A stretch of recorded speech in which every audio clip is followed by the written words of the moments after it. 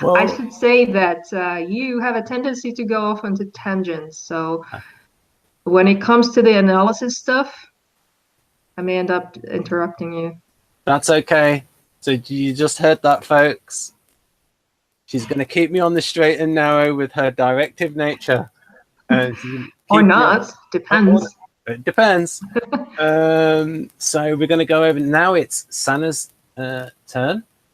Not so much her turn, but to make her case for resembling INFP, MBTI INFP. Now, if you want to see the other video where she made the case for being an IEI resembler, an IFE, I will link that in the description below so you can see that. And she clearly fits that category of IEI. But now she's going to make the case for fitting the category of INFP. So over to Sanna, and I'll try and share the screen of a Tumblr link that she gave me for certain functions.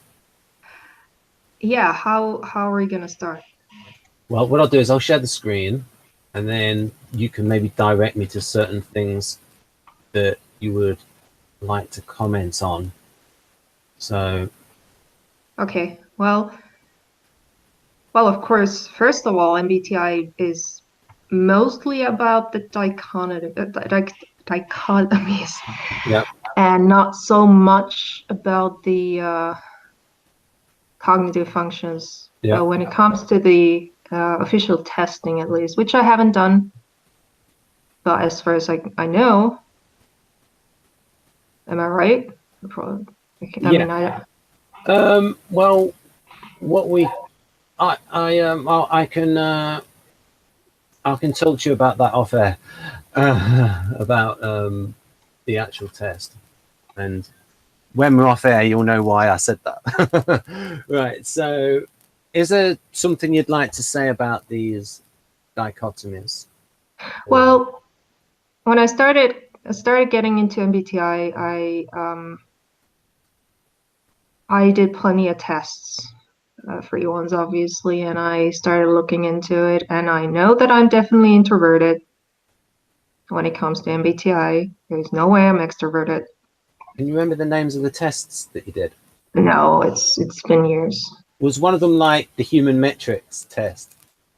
I may have done that too. Okay, I mean, there's literally probably dozens of tests that I've done. Right. And I don't think I've ever scored anything other than INFP. Right.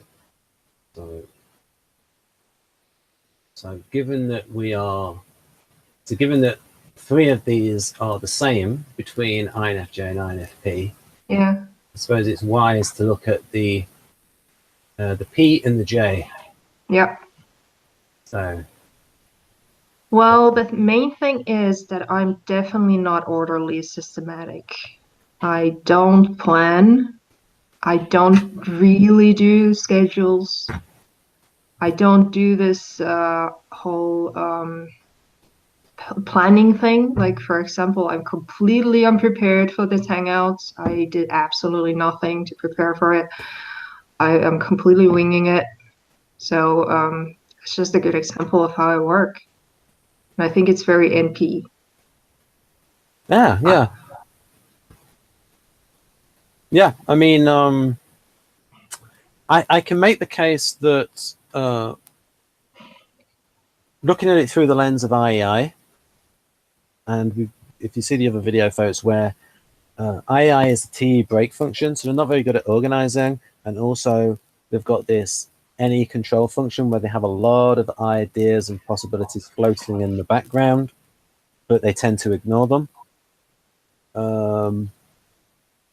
And maybe you're in the kind of line of work where you don't need to be as organized. You're more your own boss, and you don't need to be as organized as, say, other IEI people in different professions where they have to force themselves to be more organized. Well, it depends. I mean, I'm currently in the middle of switching. So I do expect my future to be more or less like that. However, I would say that it might just mean that I have to do the organizing myself instead of relying on my employer. So I'm not sure that point is necessarily exactly how it goes. Right. Yeah, anyway, I'm definitely, when it comes to most things, I kind of, I just go with the flow. I see how things go and I make decisions on a moment by moment basis. I do obviously have some kind of a goal, Yeah. but it's fairly vague. It's not the steps are not really set in stone if they exist at all. I mostly just see how I feel, what seems like the right direction, and I think this is way more P than J if you read these descriptions. Right.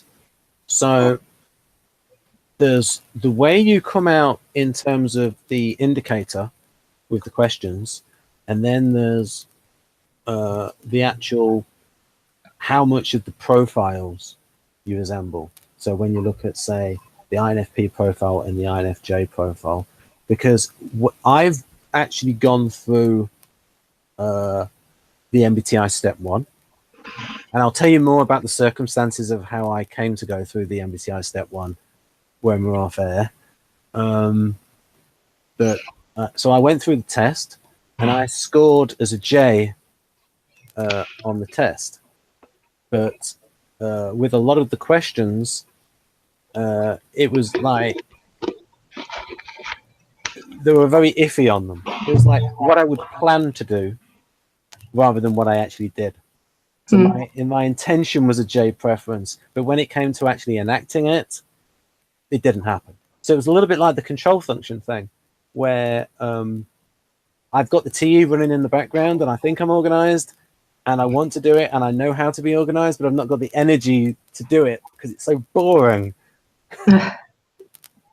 Yeah, I don't think I even get that far. I just literally don't try to do it. Right. I will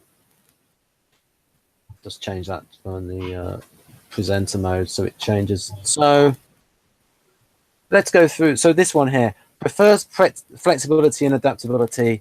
You've said that you prefer that over decisiveness and closure. Yeah, I mean, There might be a difference between, say, objects and people.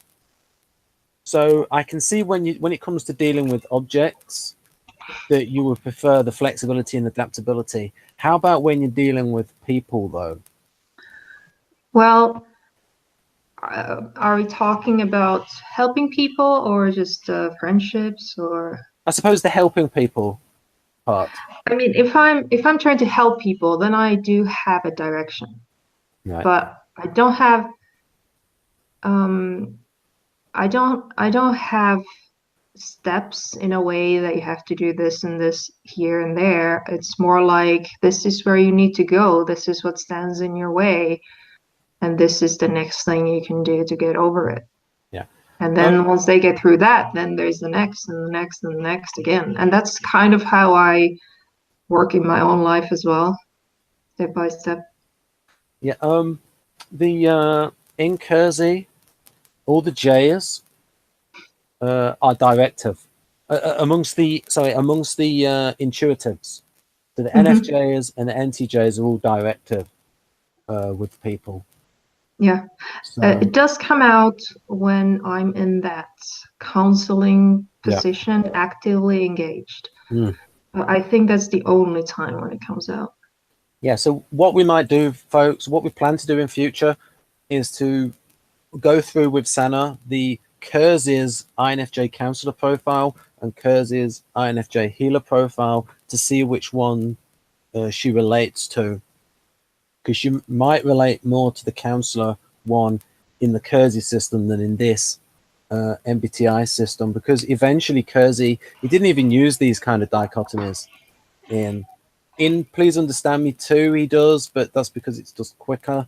But by the time he got to personology, he wasn't testing for people using these dichotomies.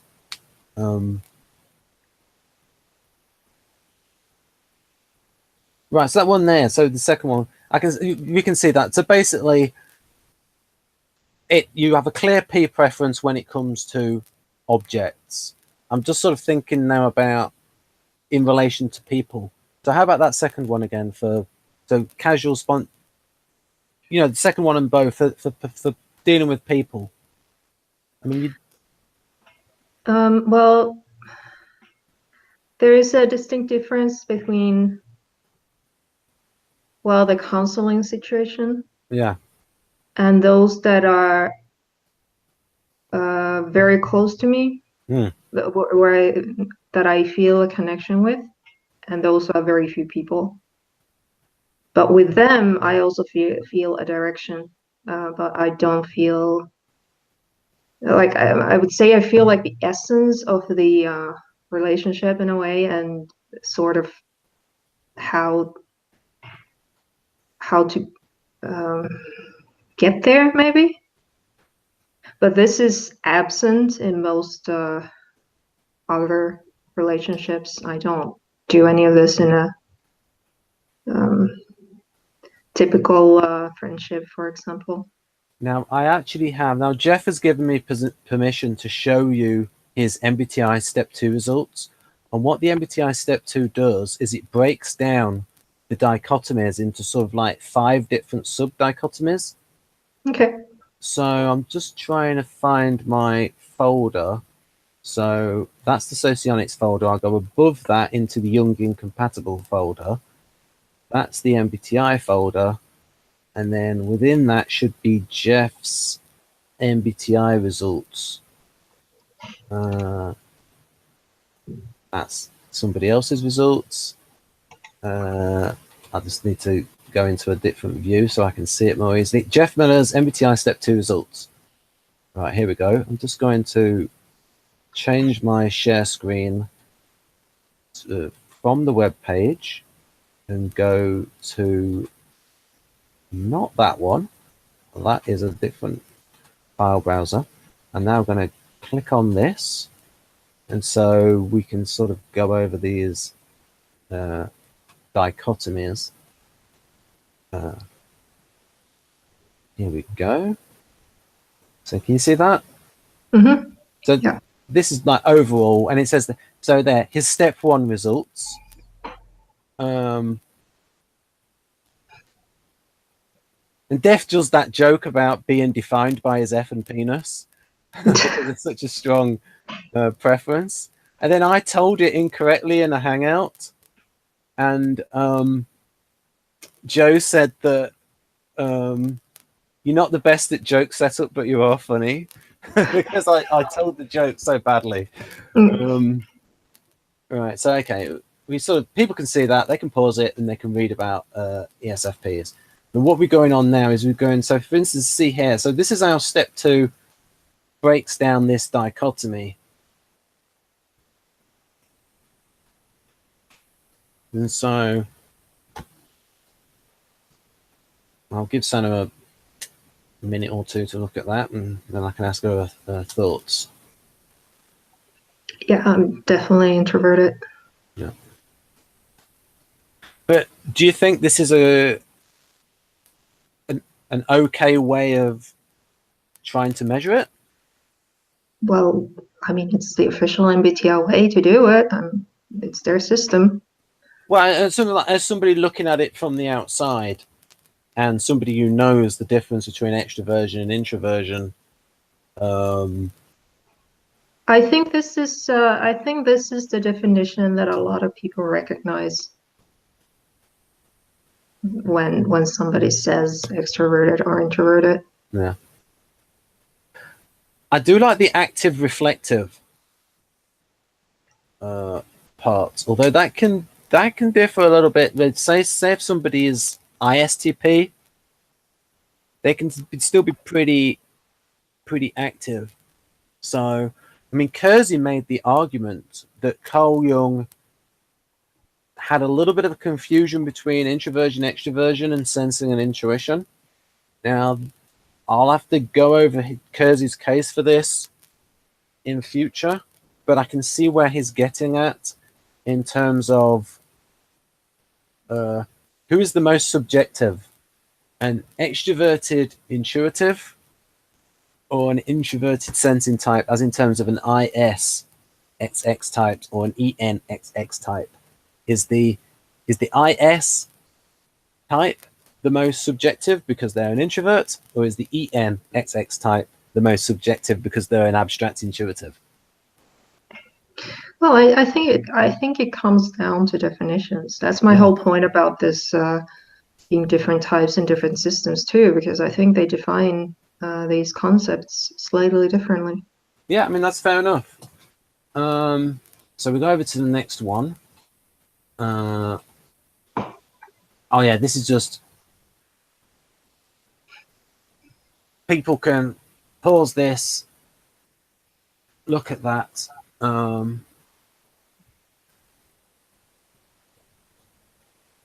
Yeah, so Jeff didn't score that for Vaserlan. Right. Oh, but no, that was his answer, receiving rather than initiating. But that, I think that's a non-type. The one that interests me here, active and reflective.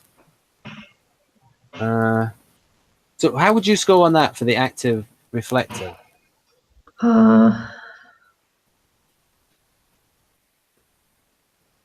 I think for this particular one, I might be very close to the middle, but still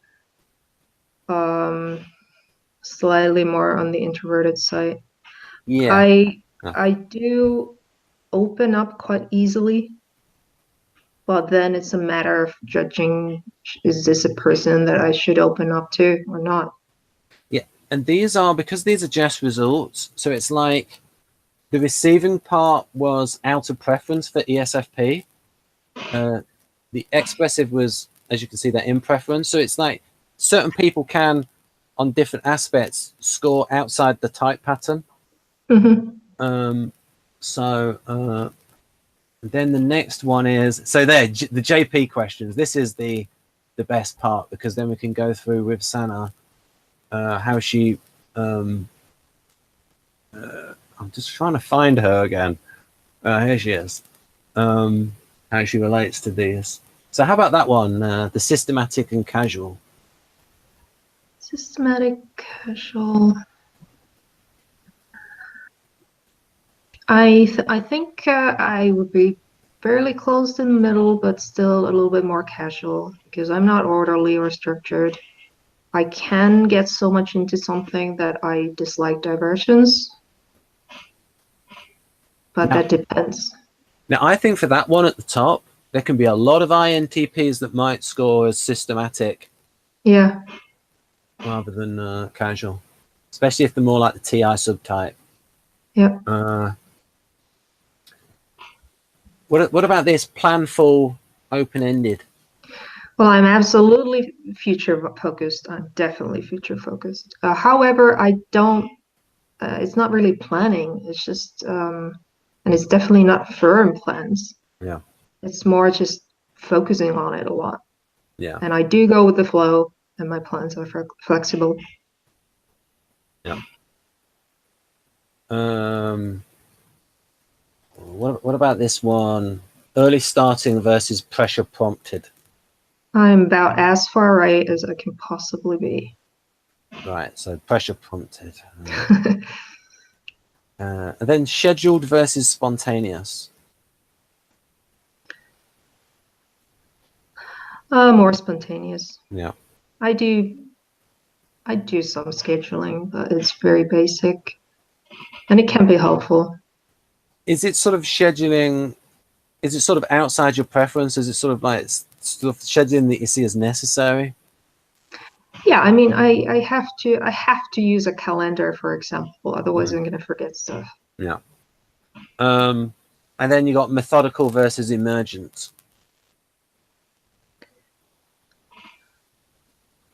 Emergent for sure. But also in socionics, they would also say, yes, but IEI is INFP little p. No, INF little p, sorry. So yeah, the JP questions are always tricky. And I remember writing a Facebook note about it, about pretty much try to go to static versus dynamic, maybe instead of the JP. And for the introverts, it can be a real problem, maybe especially for the IN types. It's best to go to the functions to see the difference. So we'll have a look at a few more of these, and then we'll get over to okay. So these are Jeff's. So this is an advert for doing the step 2, and then this is okay. Sensing, intuition. You're probably going to tick all these boxes, but I think Jeff objected to one of these categorizations. So, for instance, they're imaginative, and Jeff was like, "That is bias. Sensing types can be imaginative." Yeah, and I actually think I have a decent amount of sensible matter of factness in me as well. So what I would think is because you enact the role of artist, you probably noticed a lot of like sensing type artists. Do you think their imagination? How do you think their imagination differs from the intuitive kind of artists? well, they don't seem to go as fantastical. Yeah. If you look at my art, there's realism underneath, but then on top of that, I often add these psychedelic elements. I would say that an ISFP, a lot of MBTI and Kersey ISFPs and ISTPs, they have that strong launcher NI, and so ISTPs can act like an INTJ, and ISFPs can sort of like go maybe into an INFJ mode, where they go into that NI mode, and it can maybe feed. And so you can just get this with ISFPs, where it's like they can go into a mode. Like Paul McCartney, famously, like I think he had the tune for Yesterday, and then he thought up the lyrics. He just woke up and he had all the lyrics for Yesterday. And Jeff types Paul McCartney as ISFP. Usually, everyone who's talented gets typed as an intuitive. Yeah, I think MBTI, at least. I'm not sure about the this official system or test, but I think there is a bias. Like if someone's into deep stuff, they have to be intuitive, which doesn't make sense. Yeah, I don't like it. Yeah, I mean, there can be a lot of ISFPs and ISTPs who are into deep stuff, but I think they try and maybe have a. I think ISFP can. So I mean, we do hangouts with Imogen in future, but lives in Canada. Homeschools her children to a high level. So there's a good example of an intelligent, abstract, capable ISFP person. So abstract, you tick in that. Imaginative, big tick. Conceptual, big tick. Theoretical, big tick. Original, you'd probably tick that big. You probably wouldn't want to say so, but you know, this part with the Enneagram 4. Yeah, but there are also a lot of words on the other side that I like to think that I have. So, you know, I do consider myself more intuitive because that's the stuff that I spend most of my time with. But it has to be balanced. You have to have the other side too. Otherwise, you're just gonna be lost in the world, which is very tempting. But yeah, it's like that downtime, uptime thing. So which ones do you think are strong-ish for you on the left?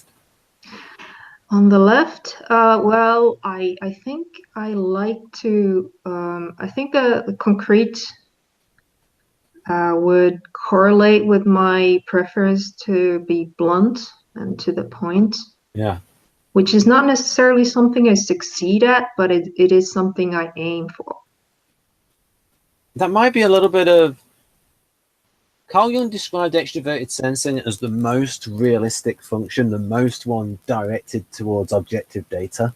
Mm-hmm. So that's a little bit, I would say, a little bit of tandem extroverted sensing for you. Yeah, probably. Cause especially when you're being in a blunt mode, because SE is related to being blunt as well. direct. Yeah, I think socionics wise, if I'm SEing, it's probably in combination with TI. Yeah. Yeah, it's almost like, do you think when you're in SE, when you're SEM, you're almost going a little bit ESTP-ish, like you're going to the SE with the TI, as you just said there? Because Well, the LSI has had an effect on me.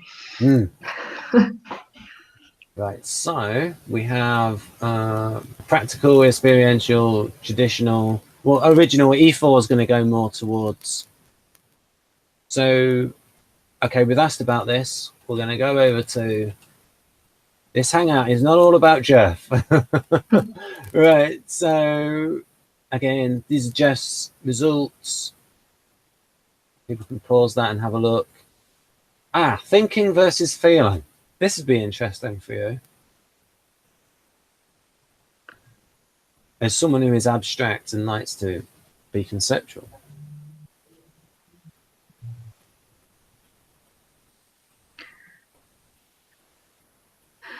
Yeah, this is, I mean, I'm definitely a feeling type naturally, but recently I feel like I've been integrating more into balancing the thinking side as well. Yeah. So many of those are things that I aim for, and some of them are more successful than others. Yeah. But I don't really have any doubt that I'm a feeling type. Yeah.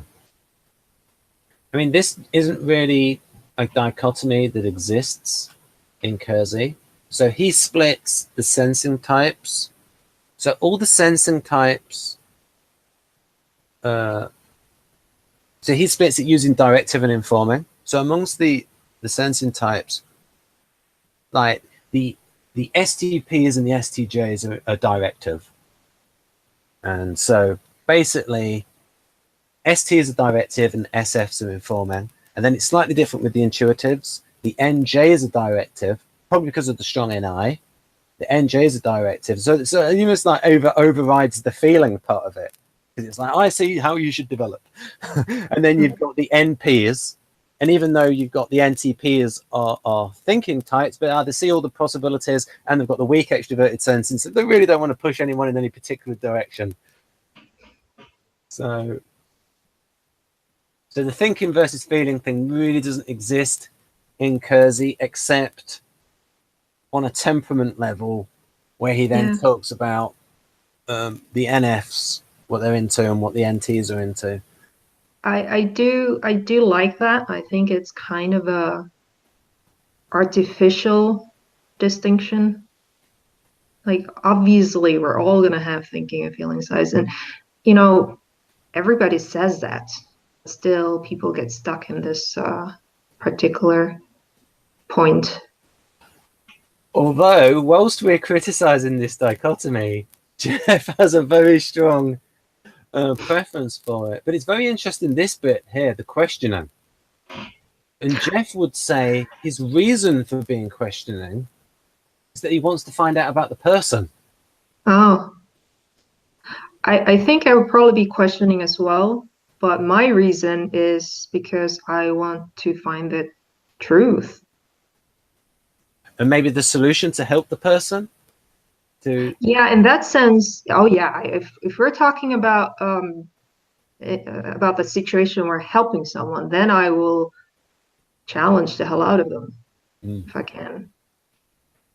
But even in my like my normal life, I will challenge pretty much anything that I can think of, just because I want to be sure that what I believe is actually accurate.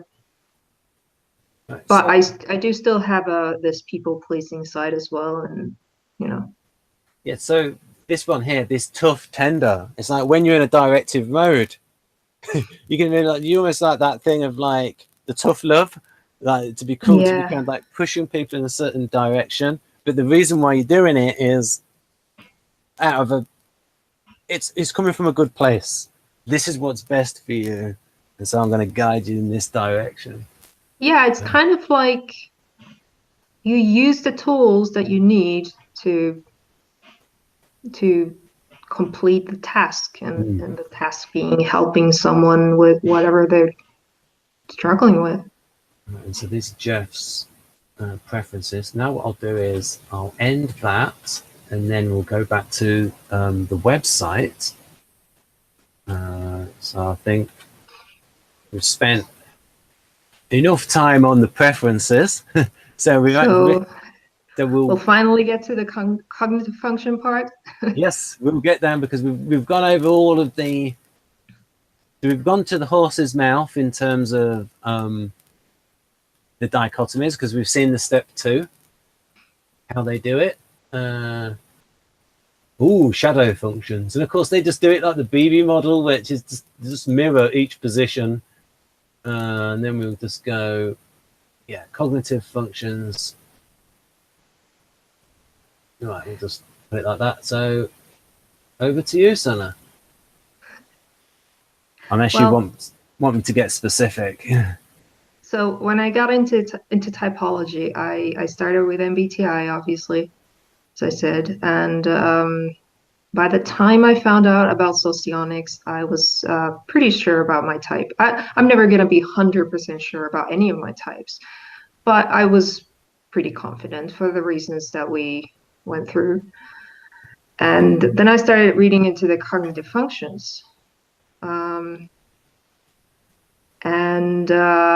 I actually, at first, I thought I must be EII, because I assumed that they're the same things. I had this bias about socionics being kind of transferable. And then somebody challenged this, and an SLE, actually. Ooh. He said that I'm either a very, very weird EII because we get along, or I'm actually IEI. I said, what?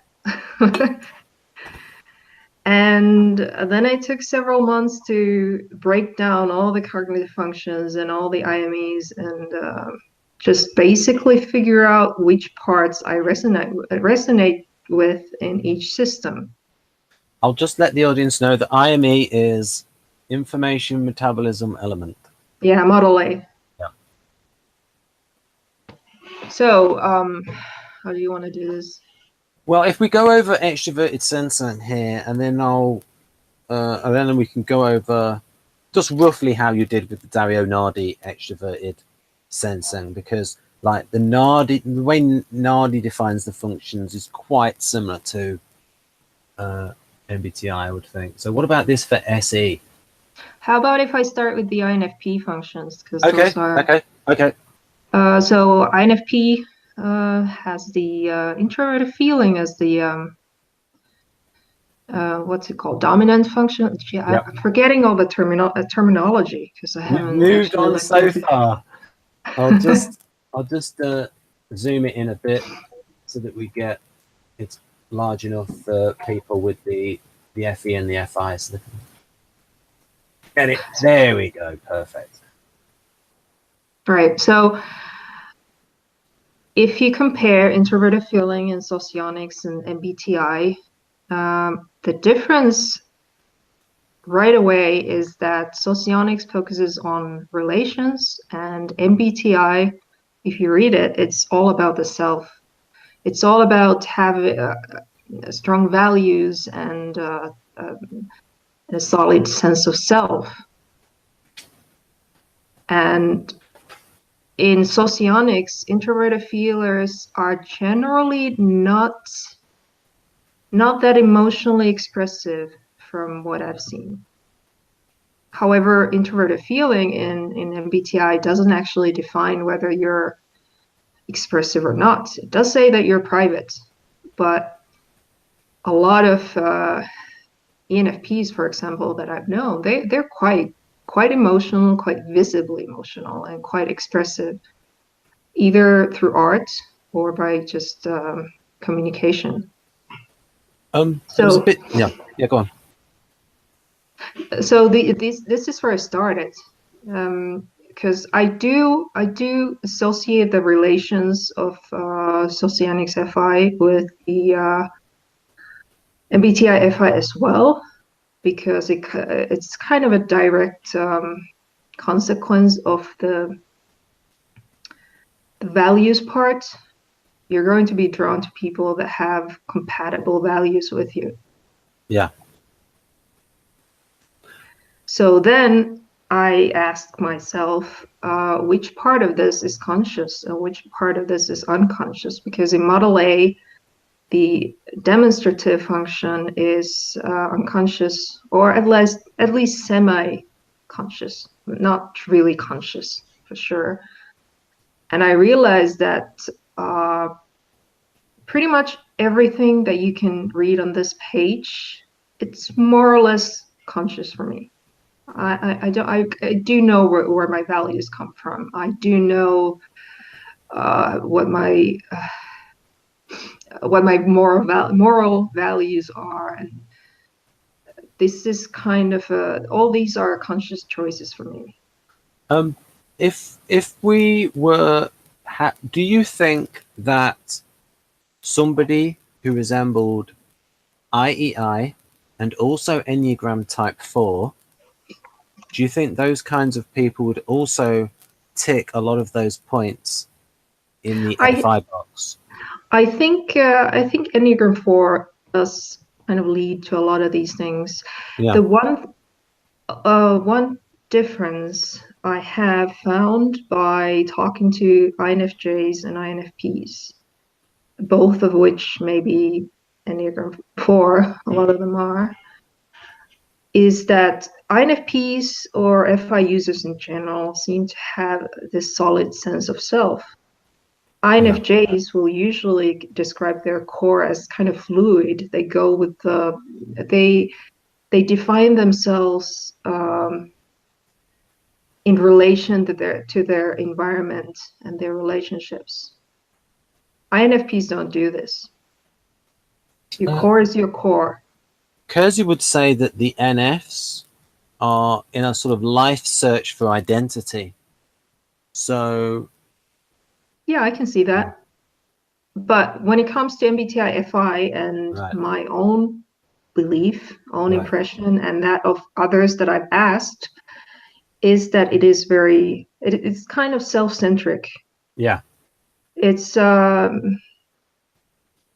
sometimes people see that as being selfish, but I don't think that's the point. I think I think it has more to do with knowing who you are. Yeah. Yeah, I would I think it has a strong correlation with intrapersonal intelligence. Yeah. As you said, knowing who you are, understanding yourself. Yeah. And that can be where ESTPs and ENTPs fall down. Because with the people who fit into those categories, they tend to have a lack of self-awareness. Yeah. And every INFP that I've talked to has had this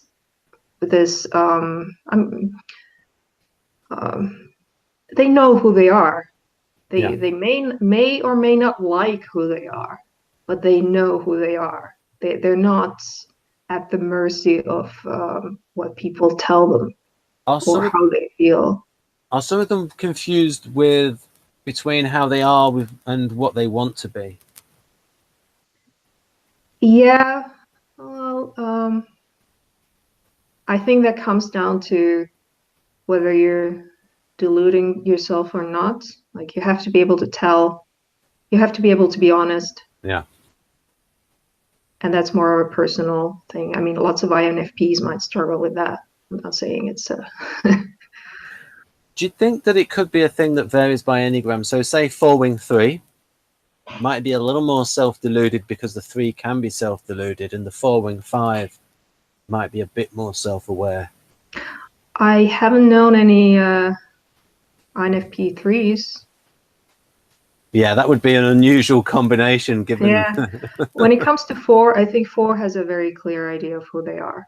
9, however, can be a little more lost in the environment. Yeah. But I still haven't talked to any INFPs who are completely inseparable. And I've known several INFJs who said that they can't differentiate themselves from the world. They feel like even their body might not be their own. It's just part of the universe.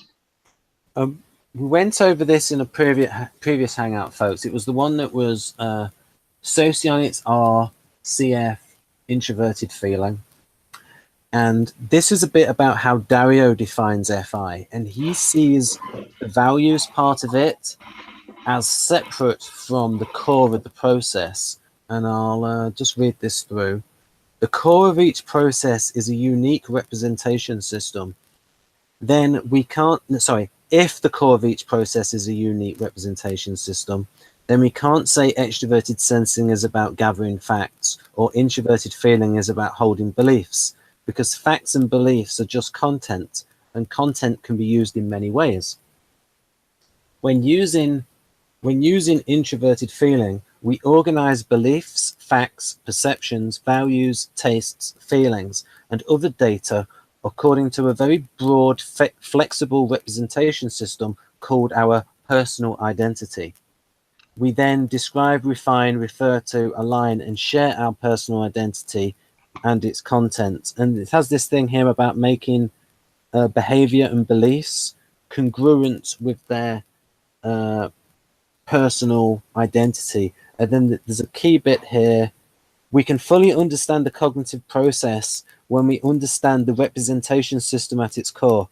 Actions, affect, and attitudes flow naturally from the processes we use because we tend to do what fits with them. Yeah, I like his description. I find that FI is actually very difficult to describe in words. It often gets stuck on values and all these things. And I agree, it's not those things. Yeah, it's the process that leads to those things. I think Dario is very good at describing the gamma functions in the 8 keys to self-leadership. So them being the functions of his best about fit. that. I mean, when it comes to, I'm not sure if all of those are part of the socionics FI. I mean, you can argue that they have to be there for you to be able to make those judgment calls about relationships and psychological distance. But if you read FI descriptions in socionics, it doesn't really usually mention all this stuff that MBI talks about. You made the good point last time that when it talks about the profile of the person, it includes stuff about values because it's sort of like associated. It's almost like a concomitant. Yeah, you have to have it underneath in order yeah. to make those judgment calls. But when socionics actually defines ethics of relations on its own, then it doesn't refer to the values and things and beliefs. Yeah. It takes it for granted that they are there, but it doesn't include it in FI. Yeah. I think it assumes that everybody is going to have values. Yeah. So because we're not going over the socionics thing, folks, if you go to wikisocion.net and type in introverted feeling, it will give the definition and then show what it looks like in all of the 16 types. And it usually does it in terms of lead function, demonstrative using Model A terms, role, and all the 8 positions that Model A uses. And then you can see for yourself what it's like. So when it comes to the whole type person, yes, you have the values are associated with the ethics of relations. And I'll just say for the audience that the definition that socionics uses is that ethics of relations has a sense for how they feel about the interaction. And based on how they feel about the interaction, they judge interpersonal distance. So maybe when, as you said before, when somebody shares your values, you feel closer to them. And so maybe when when somebody holds different values, or the person that strongly values ethics of relations, their feeling about the interaction differs because of that. So it's almost like, I sort of see it as a different mechanism that sort of that usually ends up at the same destination. Yeah, it's like I mean, there could be a system that included both of these definitions because that you cannot separate them. Obviously, you can't separate values from relationships and the other way around.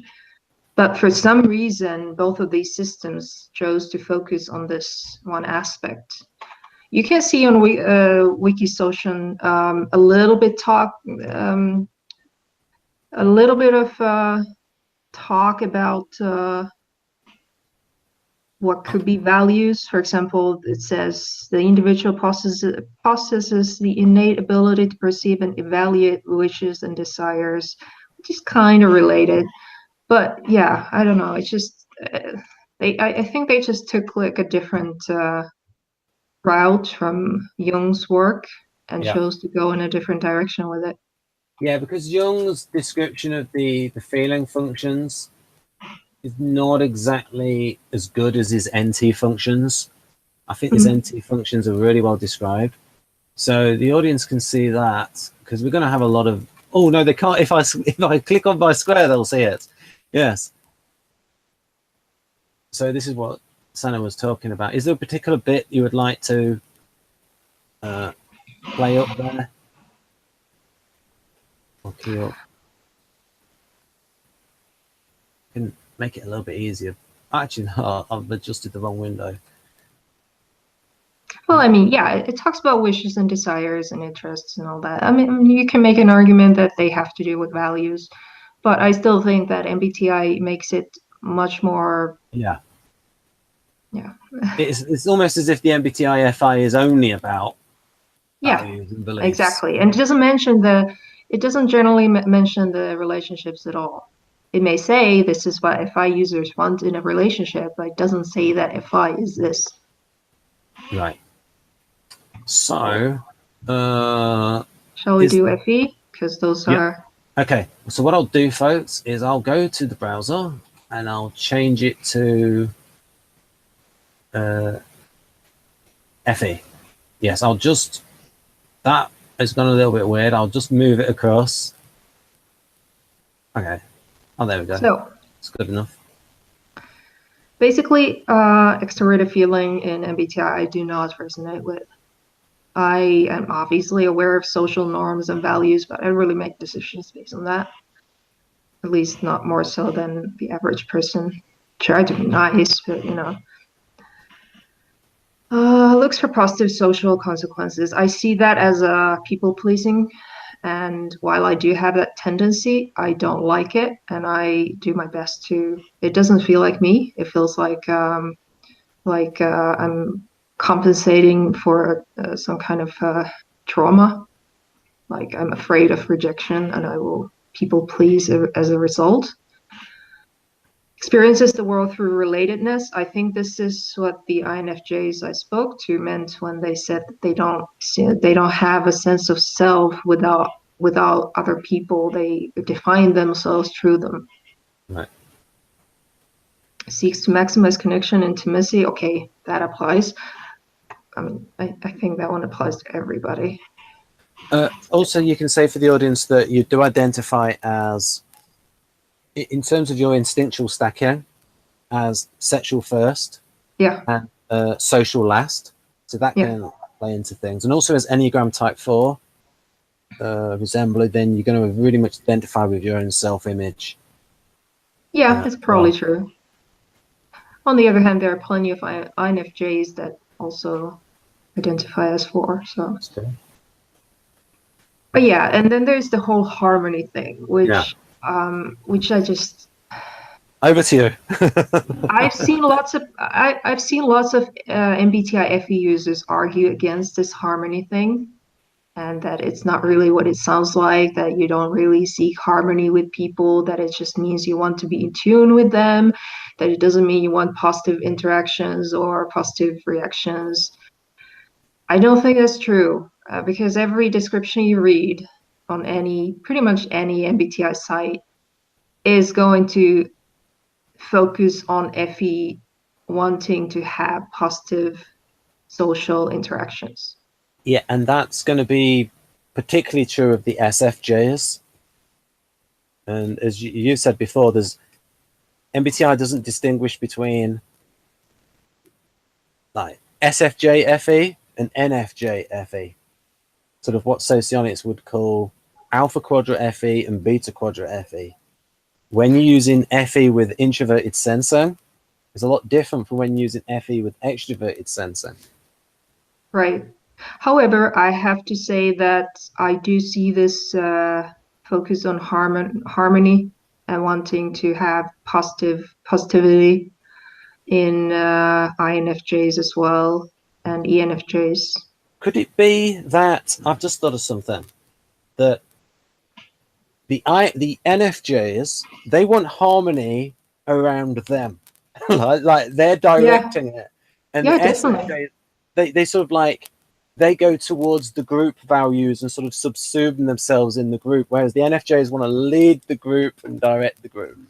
I don't know if MBTI INFJs actually want that. Now that's something that's more in Kersey, because like he has Okay. that thing about the mentors, like mentor educator, which is like the ENFJ, the leader of movements, and the INFJ usually in the counselor role because they're more reserved. So Well, I mean, I'm sure that this desire to have harmony, as they say, is related to being able to feel with empathy the emotions of people around you. yeah, And the thing is, I feel that too. I'm well aware of that. It's just that I don't make my personal decisions based on it, right. which is why I relate to MBTI FI instead of FE. So it's a difference between ability and uh, I don't know, valuing, I suppose. Yeah. So Preference, I think Daria would yeah, say. preference. Um, Yeah, we mentioned this a little bit last time, where we also may have been off air, where it was like, again, different routes to the same destination, yeah. where it's in ethics of emotions. And I think you said that you like to have positive emotions around them and around I you. And as a consequence of that, sometimes you will help to develop the harmony because that's coexistent with the positive emotions around you and you like the positive emotions. yeah, but it's not gonna be because I just want the positive emotion. It's if I feel that the purpose of the interaction will be achieved with this, rather than like it's not a value in itself. It's a means to an end. Right. So it depends. And Sometimes I might upset people Mm, if I think that's needed. right. So this is going more towards your mentor role Yeah, of, yeah. yeah. I mean, you can see in FE here, it also says conflict averse. I mean, yeah, I do have that side too, for sure. I have a pretty strong 9 myself as well. Right. And then there's the difficulty defining self, which is all the INFJs have told me. Yeah, that's in the Kersey profile as well. Where it talks about they're complex individuals and they're good at dealing with complex individuals because they're complicated themselves. Right. So then we get to Socionics FE. I mean, I really don't relate to MBTI FE pretty much at all. I think I have some of the aspects of it, and I do have the ability to feel other people's, well, emotional state. I just don't behave the way MBTI describes it I should have just most of the put, time. I If should I'm have just, healthy, I don't behave that way. there we go. So I've got it on, I think I've got it on screen. I should have it on Yeah. screen. So So Socionics FE then, it's mostly or pretty much entirely about emotional states. It's the ability to perceive it, ability to affect it, ability to communicate it, and there is a very distinct need to be true to how you feel, which is sort of also found in MBTI FI more so than FE, I think, if we go by these descriptions at least. Yeah, also Dario mentioned a congruency between behavior and self-image. Yeah. And in that case, that would match up. If you read about the ego goals of Socionics FE leads, it typically says that they have this need to be able to express themselves freely without being they don't want to be limited in this manner, and they want to they want to be able to express themselves freely. And I think this comes from the fact that FE in socionics is not it's not permanent sentiments like FI is. FI is the underlying long-term sentiments. Yeah, and FE on the I'll just say that quick interruption that the FI is static, just like TI, where it's like static principles, static ethics, static values, and FE is dynamic. So you got like dynamic emotions. FE is constantly fluctuating. I've encountered this with FI users, Socionics FI users, because when I start expressing myself, they can take me too seriously. Like, I'm just expressing my current emotion. Like, I'm feeling this. In 10 minutes, I've probably forgotten this. They think that is something long-term. I'm like, no. They can also base how they feel about somebody just on that one expression as it's very FI to like character in action. You did this, therefore it shows this about your character. Those, and that's precisely what FE users, especially FE leads, don't want. They don't want to be judged just because they have a specific negative feeling momentarily, because it's always changing anyway. Right. And so I relate to this one because I do have this need to express myself, my emotions, to be able to freely, especially when it comes to problems.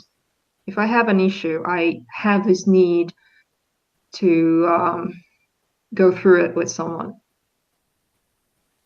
So for this one here, because now we've got the one that matches AI. The person is sensitive to the emotional atmosphere around her, either from an individual or a group, or even from inanimate objects. Yeah. Oh, that's true, actually. I get a sense in a country, for example.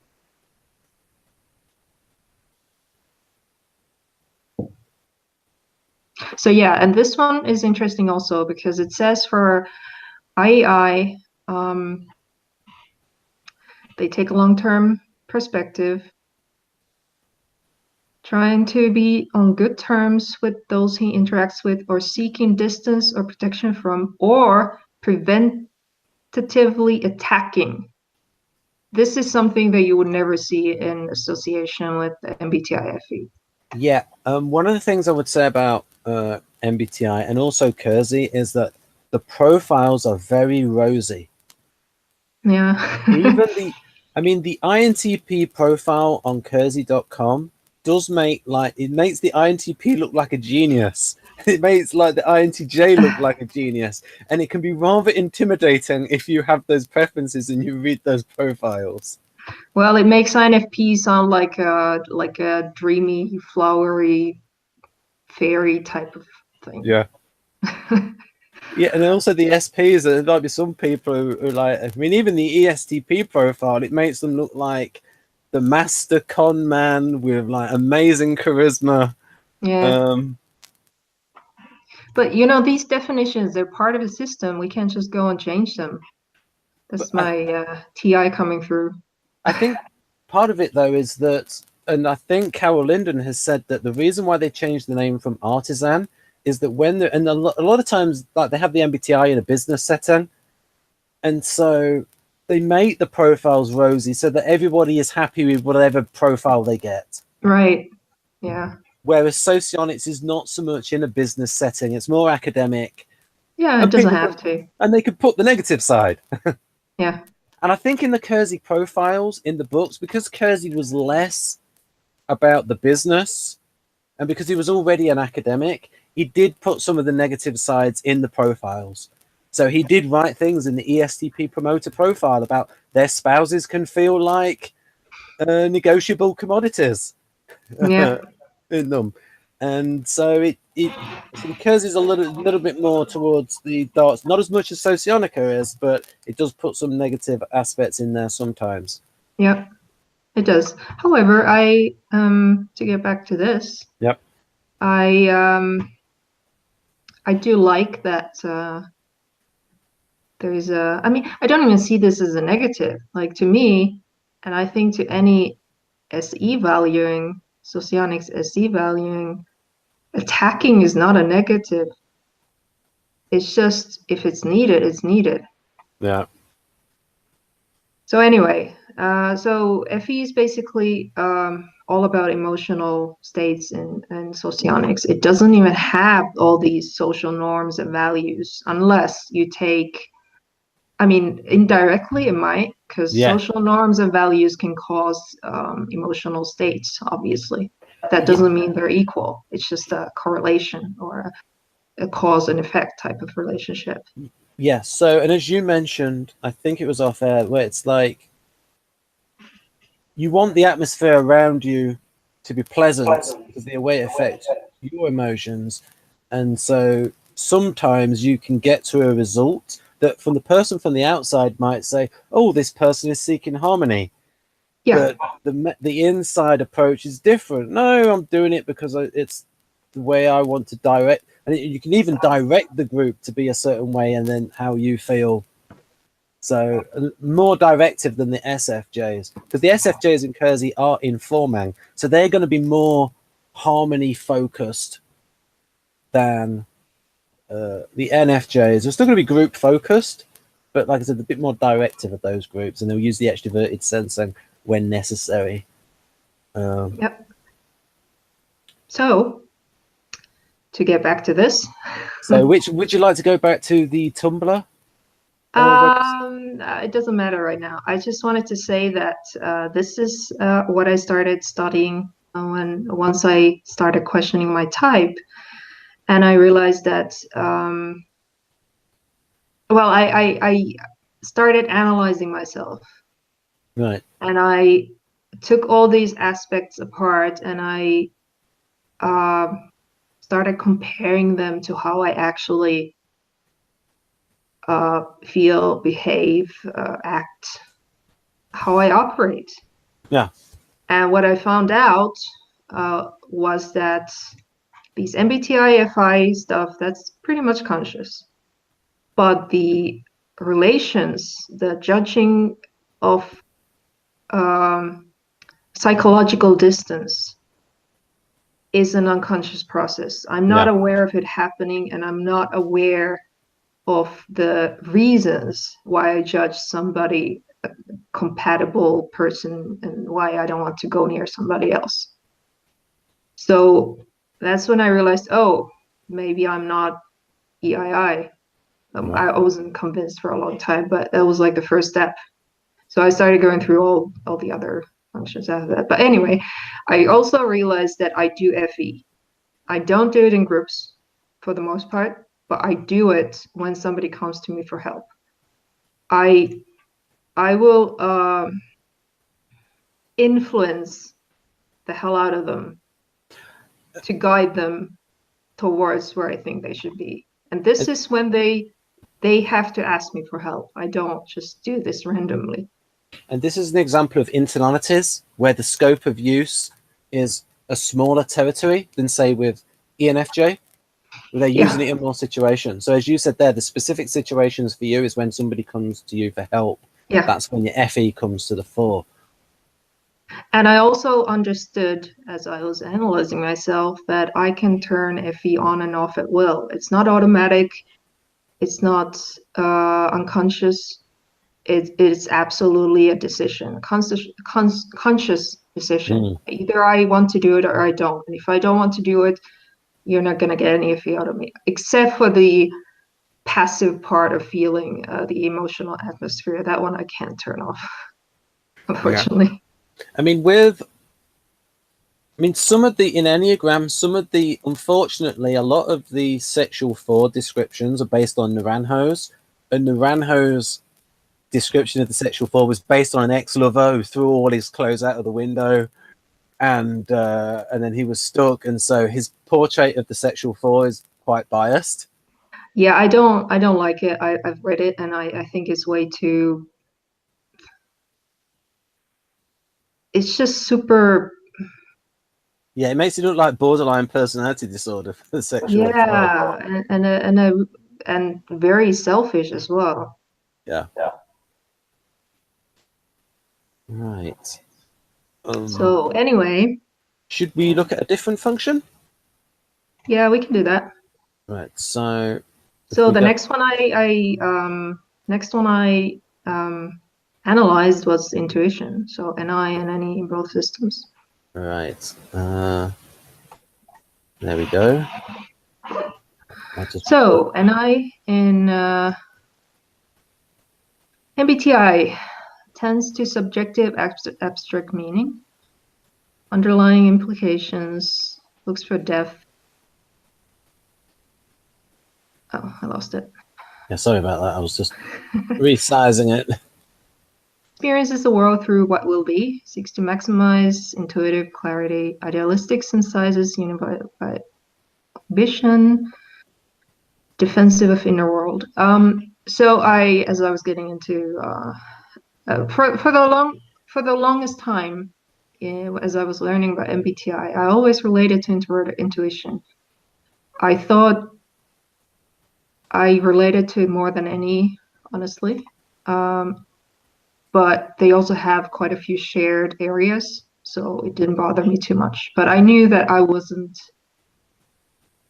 unaware of this part of myself. I knew it was working, and I knew it was there. And I would say that NI DOMs can feel they have any quite strong NE because it is a very intellectual, abstract function that's not necessarily easy to judge by its action, especially if you think of a type like INFP and INTP, because they don't necessarily act on their NE the way an NE DOM does, where it's like, oh, I'm going to do this, I'm going to do that, I'm going to do that, and you can see it with their activity. And so you get a little bit of that with like INFP and INT, so with EII and LII, especially if they're a creative subtype, then you can see that in their actions. But the NI DOMs have got that NE going on in the background, the transcontextual thinking, the seeing of possibilities, the seeing of potential. It's just that they ignore it because it conflicts with the program, and the program is the NI. Yeah. But we were talking about MBTI. Yep. So yeah, but I'm just sort of explaining how you can relate to the NE even though you fit the IAI pattern because you've got the NE running there in the background as a control function. Yeah, I'm probably the other way around as well. But anyway, this is kind of how I thought at the time. I figured, yeah, okay, fine. I mean, I can still be INFP, and it's no problem. And as I was looking at INFJs, because I did do a lot of comparison to make sure that I was actually INFP and not INFJ in MBTI. I wanted to be sure, or as sure that I could be. And what I figured was that I don't have the MBTI and INFJ. They have this kind of a mystical quality often in descriptions. And I've seen this it's a very specific kind of dreaminess, because in MBTI, NI is kind of, I feel like it's a more complex function. It's almost like supernatural in a way for Yeah. some reason. Yeah. When you read the descriptions, and I just didn't relate to that. I don't have that kind of. I don't think I give that kind of an impression to people either. And when I compared myself to INFJs, I could see the difference in FE, their FE, and my FI, and also this lack of this whatever it is. I don't even know how to describe it. It's just they just make it sound way more mystical than I think it should be. Yeah. Trying to Because put it's, that positive spin on yeah. things. I mean, just because you're using something, you're taking advantage of your unconscious ability to for pattern recognition. That doesn't mean that you're using some kind of a mystical Yeah. ability. So I didn't like that part of it. Well, I mean, it sounds cool. I just didn't think it was me. Yeah. That's like, because whenever you ask the INFJs, it's like, well, what is your forecasting abilities like? And it's like they just feel they come up short from it's not as advertised. I suppose that's the way of putting it. NI is not as advertised. It's advertised as a superpower, but Right. the way they actually experience it is more, I think Jonathan would say, a sense of knowing and Yeah. a sense of seeing how things can develop. And I think that one is kind of shared with Socionics as well. It's just that Socionics puts it in much less mystical ways. Yeah. It's not as weird. But this was this quality is still present in the INFJ descriptions, and it's usually combined with the FE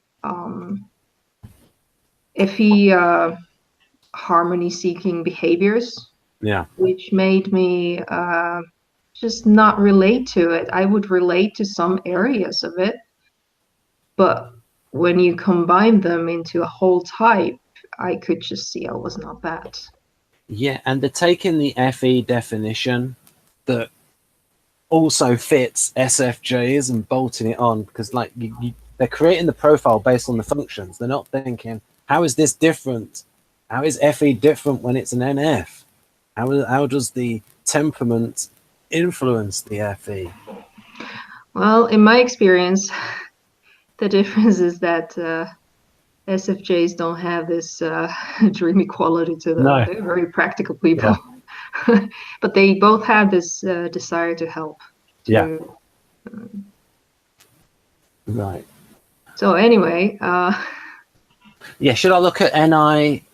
Which one should I look at? Do you want to talk more about this, or should I show a particular function on the Wikisocion site? sure, if you want. Did you go through all these bits? Did you talk about these bits? All of them? I just kind of touched them.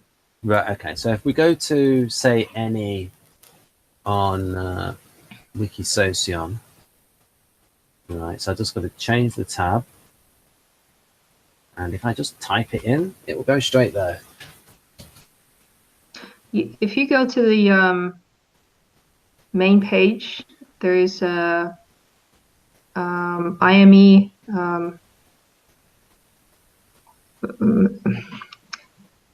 There's a page with all the links to all the IMEs. Oh right, yeah. So what I just do is I just type it in the search box. Like if you just put the the MBTI 2-letter shorthand, it goes there really quickly. Yeah.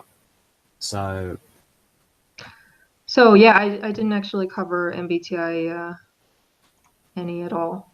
Yeah. Oh, should I go back to it? Right, there's MBTI NE. Yep.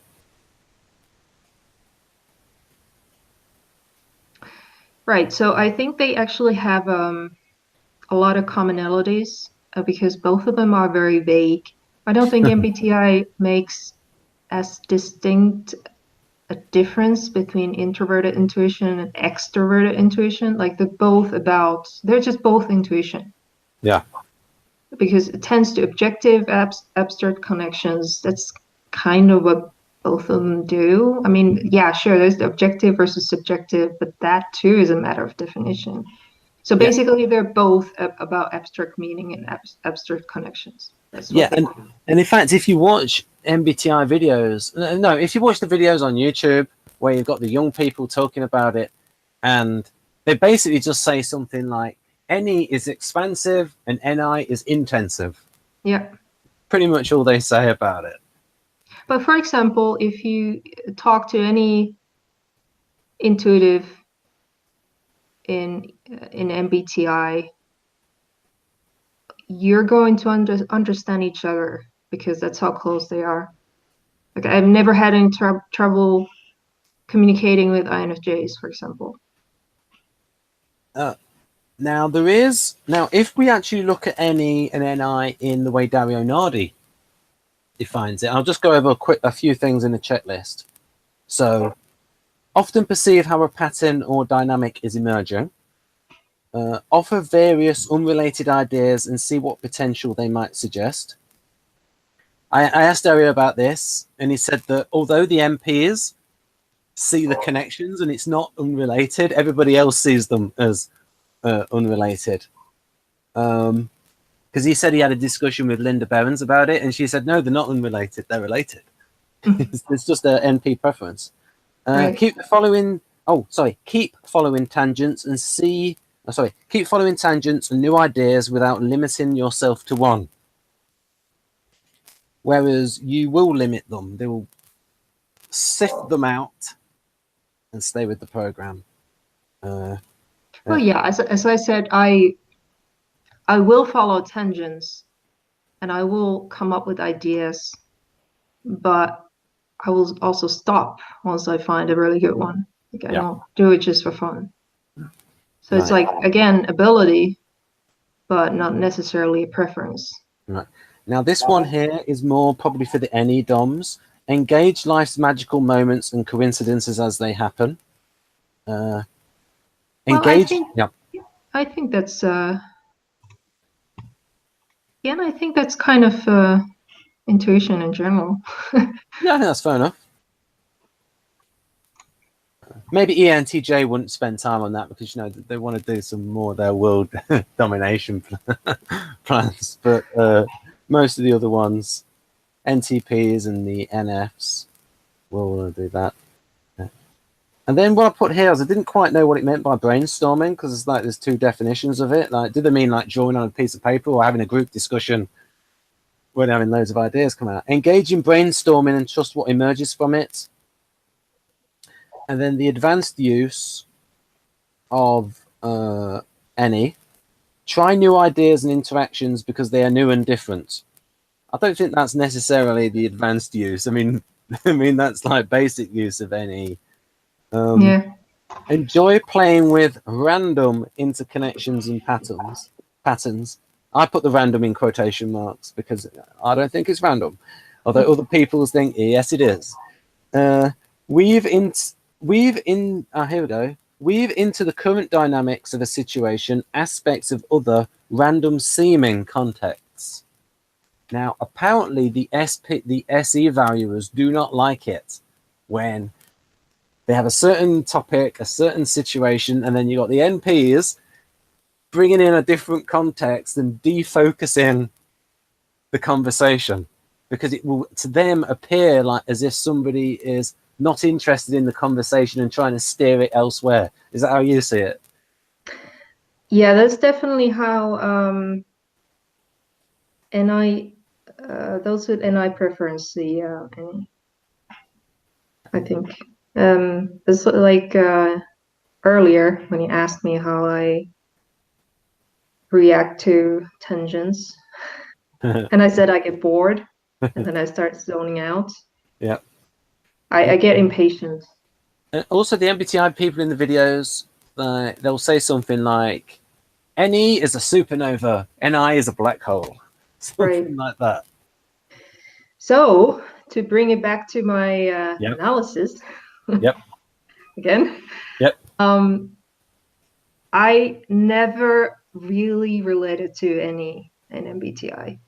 I related to some parts of it, like those abstract connections, and obviously I was into, conceptual ideas, possibilities, and looking for connections of details. Experiences the world through what could be. Yes, I do that as well. And openness to change. I think I'm fairly open. But I never related to the brainstorming stuff. Yeah. Like I can't, I just like I get bored with endless tangents of other people, I also get bored trying to do it myself. So I actually, that was probably the one reason I made such an effort to compare INFJ and INFP, because I just NE didn't fit as well as if I did. Right. Impatient, impractical, unstable self. Well, I'm definitely impatient and I'm definitely impractical. I wouldn't say I'm necessarily unstable. So at this point, as I was trying to type myself, I already knew that I never really fully identified with any anyway. So it wasn't very difficult for me to consider that maybe it's my ignoring function instead of my creative. And I also realized that I couldn't turn any on or off at will like I can FE. It just doesn't work that way. It's always pretty much unconscious. And if it becomes conscious, I get bored. Right. So at this point, I was kind of leaning towards IEI. And this had been like 2 months of studying anyway. So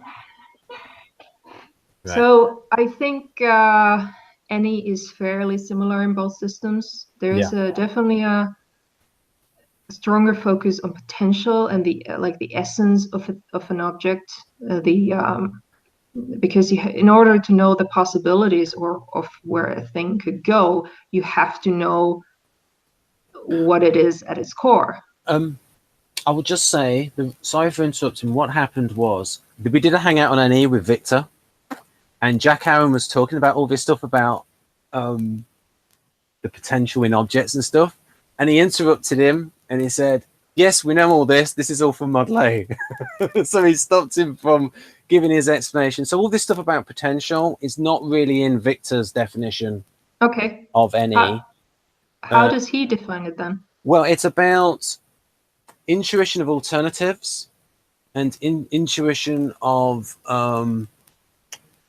possibilities. And so I'd have things like NE minus in LII and IEE is about turning things around, looking at things from different angles, unsure about it. So it's a bit like that. It gives that turning things around, looking at things from different views. The NE plus is about, again, possibilities, using different ones. So it's quite similar to the MBTI NE. And then when I asked Victor about transcontextual thinking that Dario uses for NE, or as a good example of NE use, Victor agreed that that was extroverted intuition. And when I showed, say, the ENFP and the ENFJ profiles to Dario, he said that they pretty much ring true. He might have put some of the bullet points in different functional buckets, but overall the profiles rang true. Right. Yeah, I think there's very little difference in comparison to the feeling functions, for example, because in my opinion those are quite different, even if related. And of course, the biggest difference is with SI. Yes. Yeah, we didn't even get that far. So. Yeah. But yeah, I would also say that in order to know the possibilities, you do have to know the core essence. So it's like FI, you have to have those values in order to judge the relations. So I don't think you can necessarily completely separate it in any system. Right. So we've got this here for EII, the type that you Right. don't categorize yourself as. Right. So what do you think about that? Well, that's the thing. It also says that does not pursue ideas or new opportunities for their own sake. So this kind of stuff made me think that I fit EII perfectly because I figured, okay, so they're not any leads, so has to be, compatible because I figured I was INFP. So I would say that can vary by subtype. I mean, a lot of people might accuse me of saying, "Oh, it looks like you are doing that second paragraph there, Ben," even in Hangouts. But some people have said that I eventually steer it back to the topic. eventually, yeah, but you Eventually, definitely go off on tangents. You absolutely do that. yeah, but it's usually within the same subject. I don't, although Yeah, more sometimes or less, more or less, more or like, less. at least related somehow. Yeah. Okay, so I mean, I'm not saying I don't do that. I can definitely do that. If it's not something serious, like right now, we're supposed to focus on this one topic of my analysis of my own type. So I do want to focus on that. I'm not going okay, to go off on on those okay, fair tangents. enough. So, What? so which function do you want to look at now, or do you want to say a bit more about this? What should we look at next? Well, let's go on because it's taking a long time as it is. Should we look at extroverted sensor? Yeah, let's do that. Right, so we go here and then we go back to there. There we go. Well, we can do SI, SE at the same time. Yep. So SI in MBTI is this weird memory thing. Like you Yeah. compare to the past, which is, I don't think it's even compatible with Jung's definition. Somebody just. Yeah, Jung's version of SI was very much focused on the subjective nature of sensing. Right. And it gave the example of the artist having Right, their own but individual vision. yeah. I have heard it said that SI types are because they are so focused on the experiencing the physical reality that they can, for example, in their art, they can reproduce it well. But I don't know, I can do that too if I want to. I don't necessarily want to. What it is, I think the reason why they're past based is that because it's got a subjective side to it, and memory is subjective, then it's going to remind them of things, well, in the past. Yeah. And so that's when you get this thing of they see something and then it's bound up with their memories of it. And so their memories of the thing influence how they experience the thing in the moment. Yeah, I mean, it makes sense in the context of MBTI when that's how it's defined, that's how it's defined. Yeah. It just doesn't really make sense to me as a function. Right. Compared to all the others. Now, I personally think that the reason why that happens is you've got introverted sensing working with the extroverted intuition, where it sees the connections with something in the past. And also, the reason why SJs are the way they are is that you've got a complex of functions where you've got the SI with the NE, and then either TE or FE. Yeah, this is probably why there is such a discrepancy between the sensory introverts. Yeah, it is a Because it just problem. causes all kinds of weird contradictions. Yeah, and for me, as an INTP, as an LII resembling person, it causes some cognitive dissonance because I want things to line up. Yeah. Well, I do. Okay, here's the thing. I do relate to the MBTI definition of SI to some degree. I definitely do, which worked perfectly because INFP and all that. Yeah. I have an easier time seeing SI in me than I have any MBTI wise. But then, as I was typing myself in socionics, I realized that the parts of SI that I relate to, the memory parts, remembering, it's kind of in socionics NI, at least in my case, because I'm using Yeah. my memory of what's happened. Yeah, Victor says the NI and SI DOMs have a good memory. Right. And I'm also I'm primarily a visual learner, but I'm also kinesthetic. Right. So I kind of learn by doing. So Yeah. that too works with MBTI SI to some degree. Yeah, Victor relates NI and SI with visual. Right. Visual representation system. It's something that's roughly equates. It's not 100% with the representational systems from NLP. And of course, SE and NE is kinesthetic, although the SE is more kinesthetic than the others. So you can see that tandem use in you with the NI and the role function as well. But you get the visual thing, the NI and the SI, and then the SE kinesthetic thing, acting in the world, seizing the object and shaping it. And Carl Jung did write about that, where he wrote something like, just as extroverted sensation is something about, then he says, actively shaping and seizing the object. Then extroverted intuition is about, it's not just a passive thing, that it's about putting something into the object. And so it then says, the potential that you see in the object, we don't know how much is there and how much is read into it. And that's what I don't like about the Model A description about NE, because it makes out that the potential is in the object rather than being read into it. Whereas I don't think an object does have potential; it only has property. Yeah, it's kind of a question of semantics, though. Yeah. I mean, however, but yeah, I get your point. Yeah. Because if you put an object with certain properties in a different context, and you put it on a different planet when they've got different kinds of knowledge, they're going to see different. They're reading different things because they'll be able to connect those properties to something else. Oh, right. We can use it for this thing. We can put it in this new ion drive or whatever.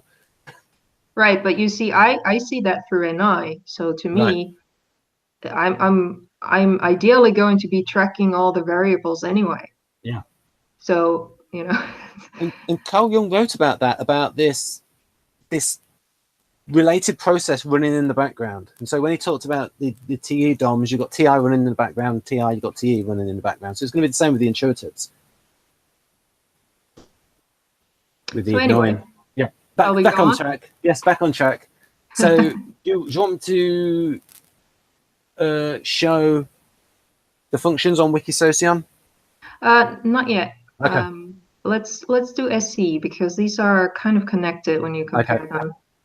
So extroverted sensing in MBTI is objective sensory facts, present, novelty or intensity of change, basically the current experience, being in the present, adaptability, trusts life, and all that stuff. I think most of this can be found in Socionics SE. Yeah. But it's also found in Socionics SI. Some of it.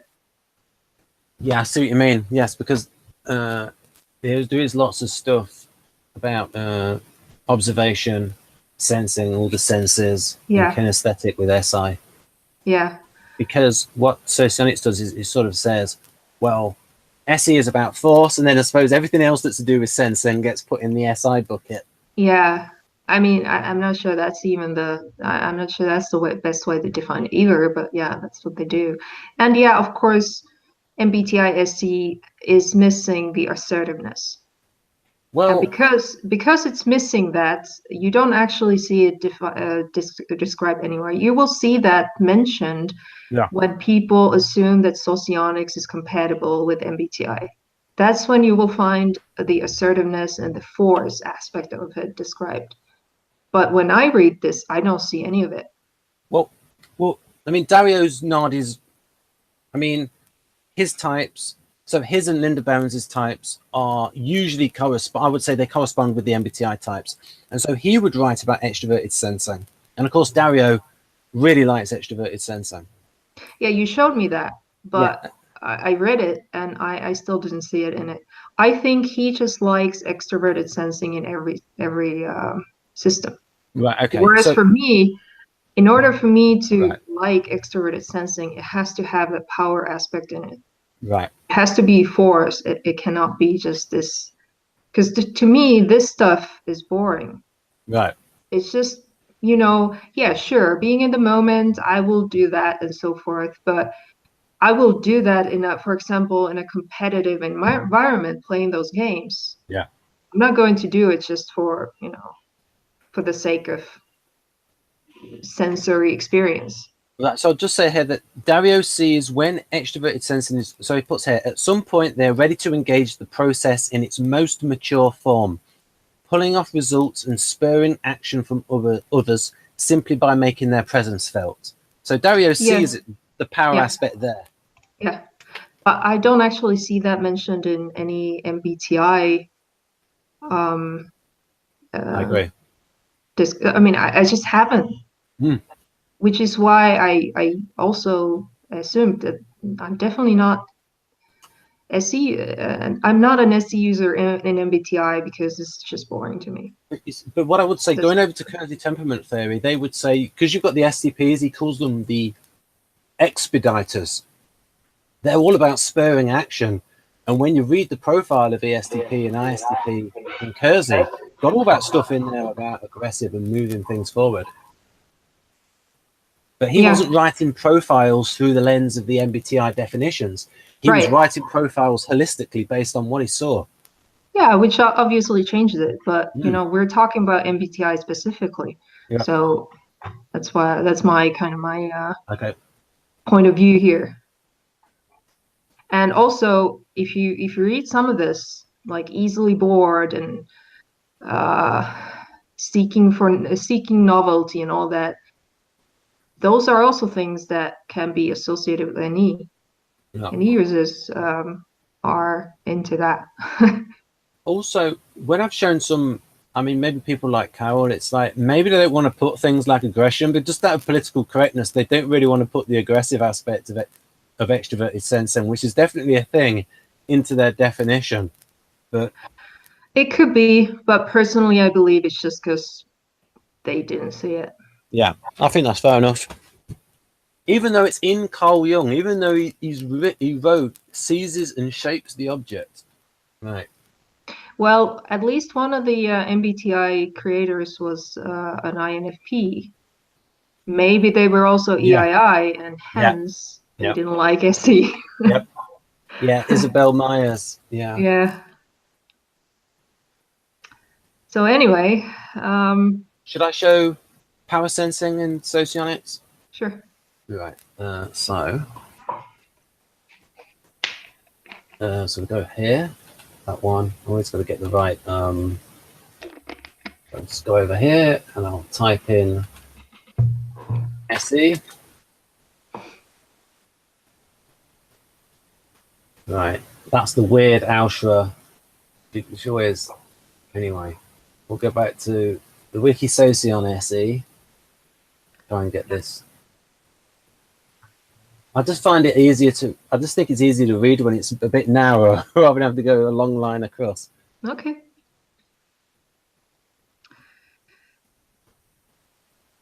Right. So if you look at this description, I think it's very different from the MBTI one. Not because it doesn't have a living in the present aspect, which it does, but because it does have this this force, power aspect to it. Yeah. Very clearly. Yep. And it says it even compares to SI, which is about one's subjective sensory experience, how intense or enjoyable it is. That, I think, is in the MBTI SE description. Yeah. Yeah, the SE is very sensate. Yeah. So yeah, and it's yeah, and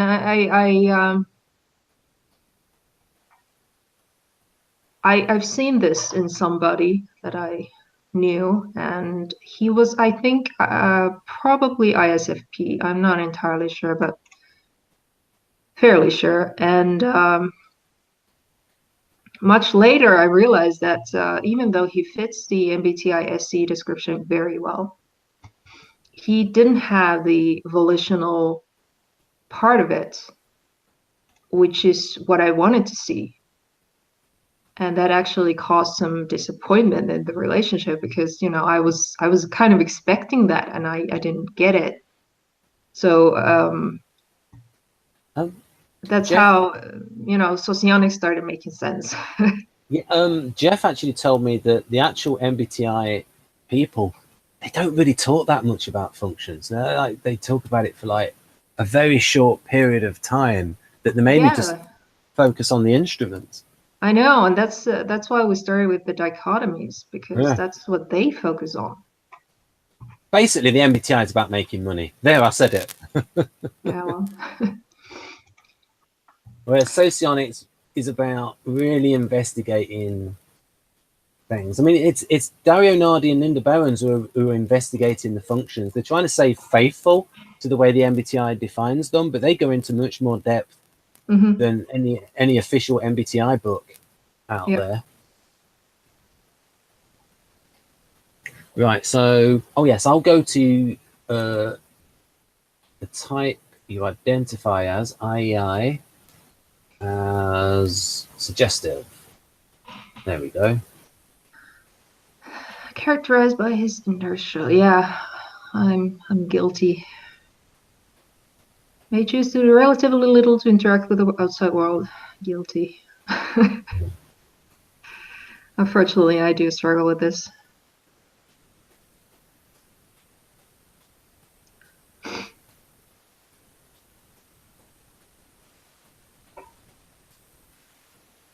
Yeah. I, Pretty much 100% matching. what? So you pretty much match that 100%. Yeah, unfortunately. I'm not really. I'm not happy about it, but All right. What about that bit there where it says very indecisive? I think that's a matter of definition. Like I can appear indecisive, but that's because it hasn't yet been like the right timing hasn't arrived. Ah, Because I was telling you earlier that I react automatically when I know that it's time. right. But it can take some time. Yeah, because it's an unconscious, because NI is so unconscious related that it's difficult to know, isn't it? You can't Whereas, force those things. That's the yeah, problem. You can't just. I mean, SE is all about making things happen. So NI is everything that is not making yeah. things happen. So we'll go to, oh, wait a minute. Just to, if we have a look at it as a vulnerable function, hmm there we go.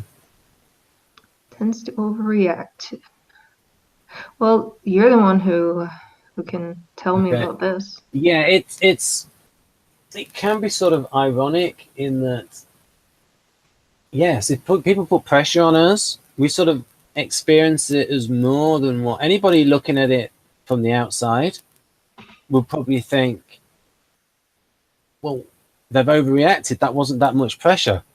That was nothing. That was just somebody having a bit of fun or like testing you, a little bit of poke, a little bit of banter. But the way we experience it is there's a lot more than that. And I think what we do is we experience it almost as the tip of the spear, and we sort of see what else is coming. We sort of see it as like a portent of more extroverted sensing to come, and hmm we imagine what's going to come at us, and that's worse than what we're thinking. And then also, I think because of the NI, we can sometimes think, well, I don't really want to challenge this because it could escalate into more and more confrontation. and this confrontation is making me feel really uncomfortable and not well, and I want to try and get out of this confrontation. Then other times it's like you get a little bit counterphobic and react to it aggressively. The funny thing is that I can relate to a lot of this. The difference is, I think, that for me, the reason I react negatively is because what I want to do is to be able to force back, but I can't. And therefore it becomes a negative experience. Like I want to be able to push back and have the strength, well, defend whatever is being attacked, whoever is being attacked. And because I can't, I feel really bad about it.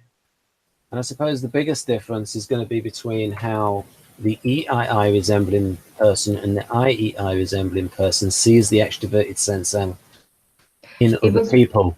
It was actually, this was the last pair that I was comparing or analyzing, and it was actually very difficult for me to figure out because I knew that I could react negatively in this manner, and it was finally an example given to me by an SLE that made me realize that I do value it.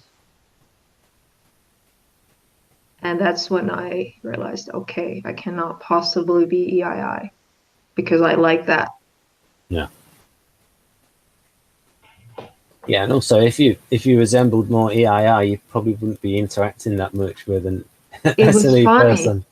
It was really funny because there was an EII present at the time, and we reacted completely differently to this example. It was a hypothetical example. Yeah. It wasn't a real one, but we reacted exactly the opposite ways. Yeah. So it was actually quite funny. Yeah. So you reacted to type. Yeah. And at the time, I didn't know my type yet. So that was one of the missing pieces. Right, so I suppose what we can look at now is the TE and the TI. We go back to Tumblr. Okay, it's SENE. Okay, here we go. I'll just.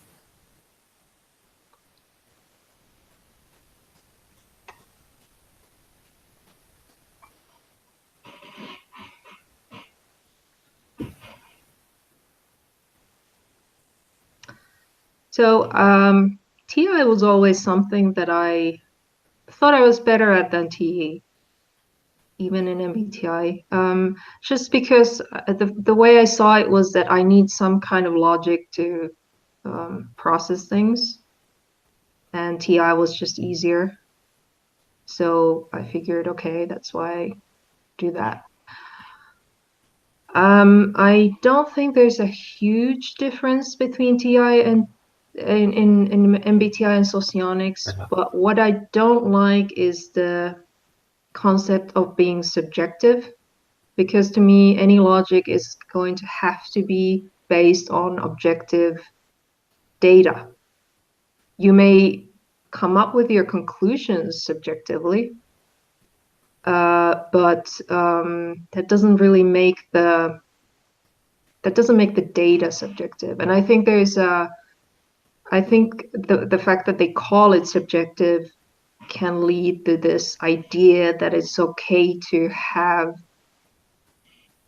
to cherry pick your data, kind of, because you're a TI user.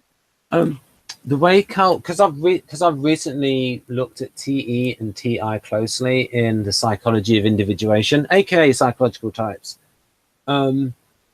It's where now the problem is when Jung was describing introverted thinking, he was pretty much describing it in the TINX, the INTP, and he was talking about how because of the subjective factor, it always starts with a subjective premise, but then from that point it's rigorously logical, but it always starts from the premise. So if you think of somebody like Viktor Kalenko, it really starts from the premises and then tries to be as logical as possible, from there. So sometimes when you read his profiles, you can think, oh, that's a little bit of the functional tail wagging the dog, where it's in there because of the way he has defined the function. So Right. Yeah, and I think at least MBTI TI users have to be very careful with this, because I've seen this happen, and they will argue that it's okay to omit facts just because they're TI users, and I think it's very dangerous. the TI counterpoint to that is they would say, somebody like Stefan Molyneux would say, well, you can find evidence for anything. It's like you pick an opinion and you cherry pick the evidence to try and find it. Yeah, and that is precisely the point. I think that's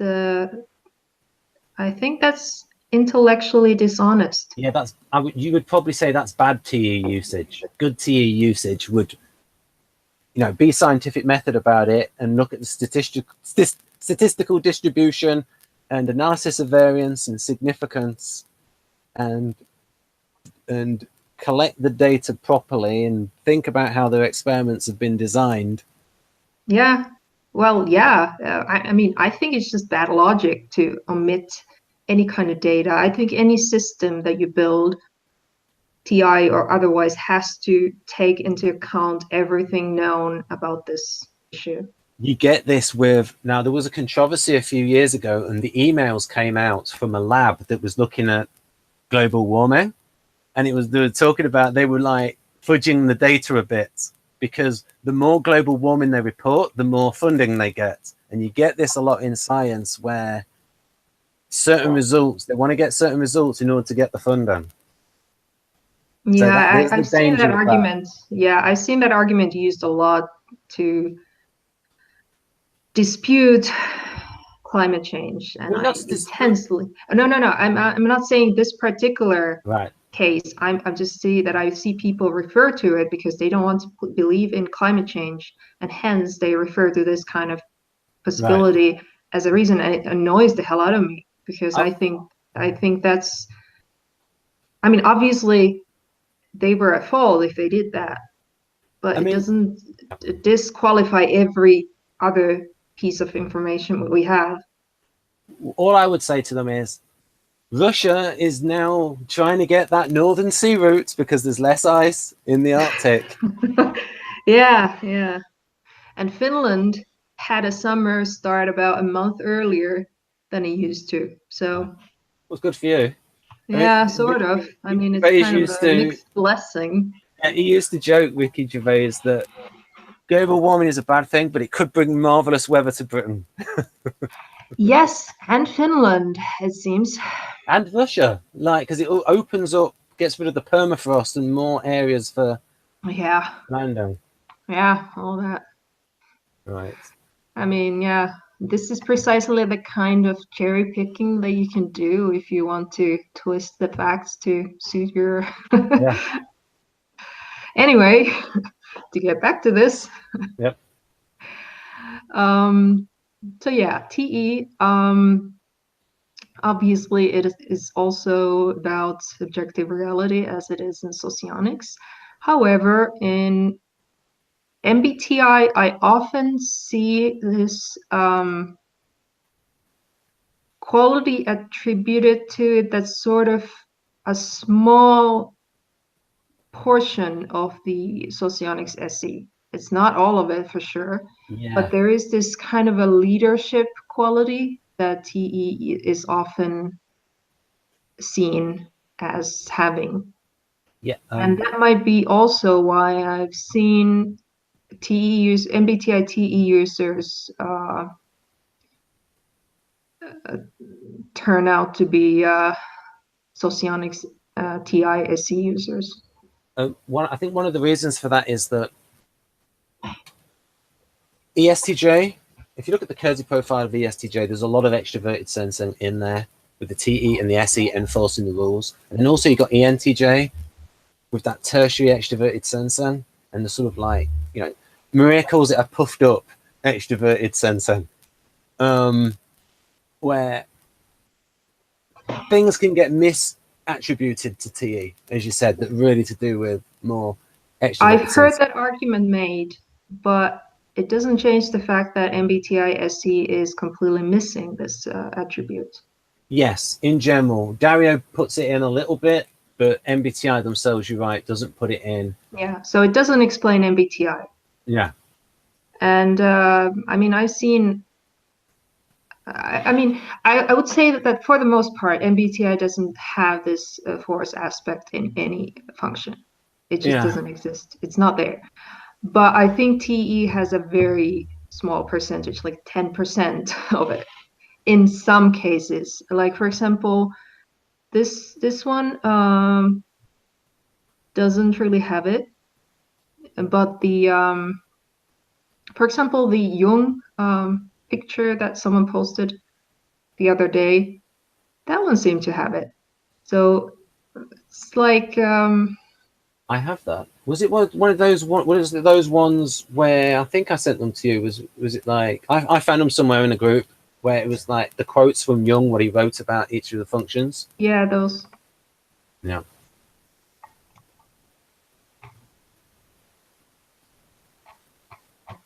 I can actually find that because yeah, I found it. Right. Because I was going to use it in the Catherine hangout. There we go. Right, and so he actually the type they actually quote Bernard Montgomery, who Kersey typed as ESTJ, and there it is. This is what we're talking about, I believe. Is that right? Yeah, this one. Yeah.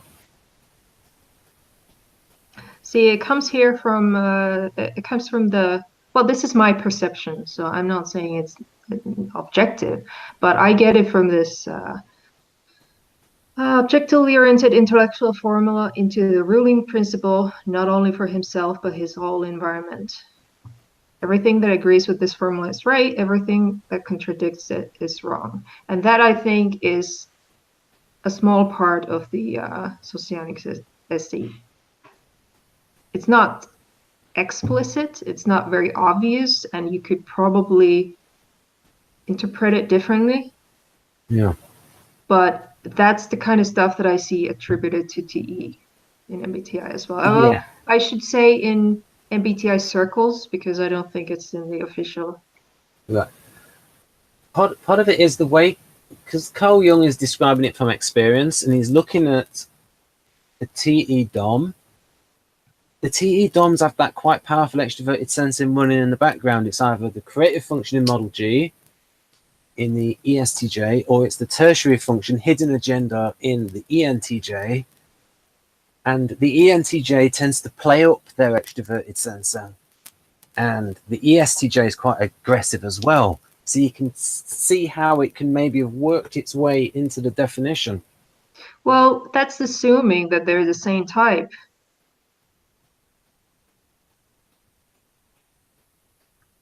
I know an INTJ that is actually LSI, and an ENTJ who's an SLE. So, I mean, yeah, it's definitely there because it's actually valued, but it's not there. I mean, there are different types. Yeah.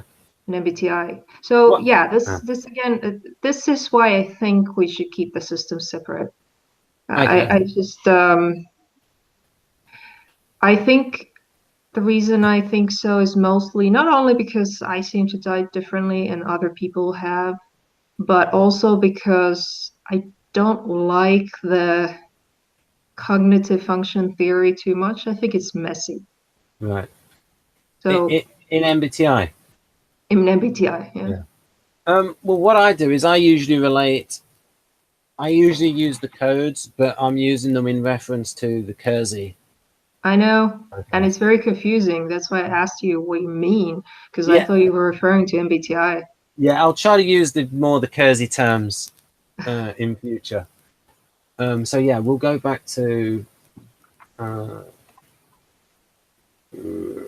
Okay, so you've seen enough of that. Oh yeah, I'll quickly show TI. We've got T here and TI there. Basically, it makes this down. Basically, just concentrates on the INTP side of, sorry, the architect rational side of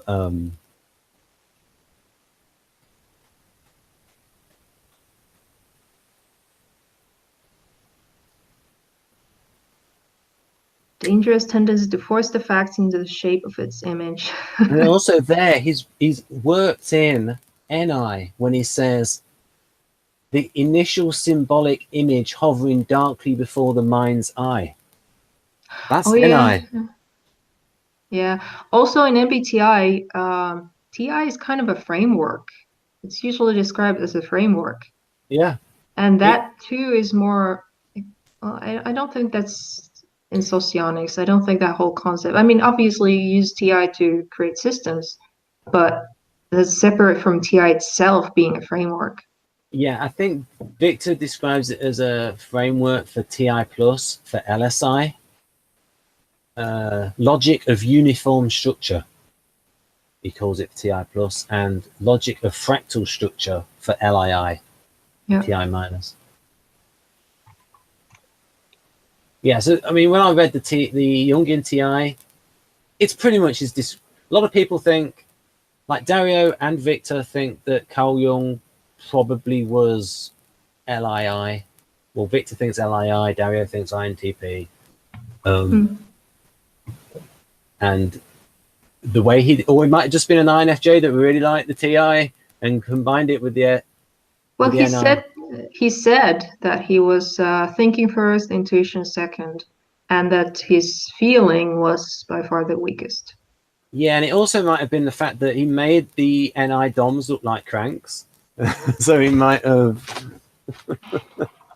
He does, yeah. I think he's to blame for the MBTI mystical quality of NI. Yeah. I think he's entirely to blame for that. Yeah, I mean, he's quite mystical. He was quite mystical himself. Yeah. And honestly, I don't think he was that great at writing. Like he couldn't make it clear. Well, he wrote in German and it was translated by H.G. Baines. Yeah, it's true. I can't read the originals, so all right. maybe I could be wrong. If only you were Finnish, then yeah. Then I could totally give you a perfect judgment call. Yeah. So if we do that, and then I'll go back to the video. So we're on the last pair here. Oh, that's not the right one. That's not the right one. That's the right one. Right. So I think we've gone through all of these, and then we should go to the Wikisocion ones. Is that fair to say? Yeah. Right. Okay. Here we go. So here.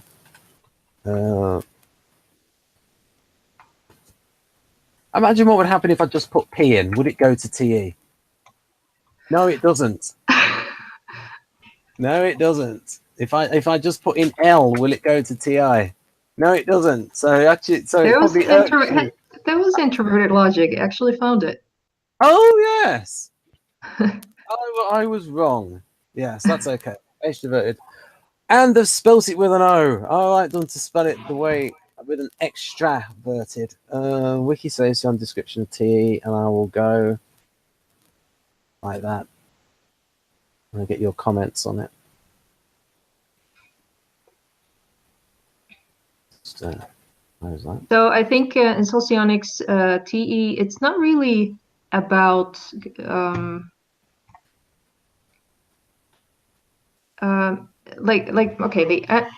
on the MBTI page, the things that several of the things that it lists, they're kind of also the results of TE working. I feel it's just like it was with FI, and the socionics one, however, from what I've been told, is this constant awareness of how things work together and therefore being able to manipulate them.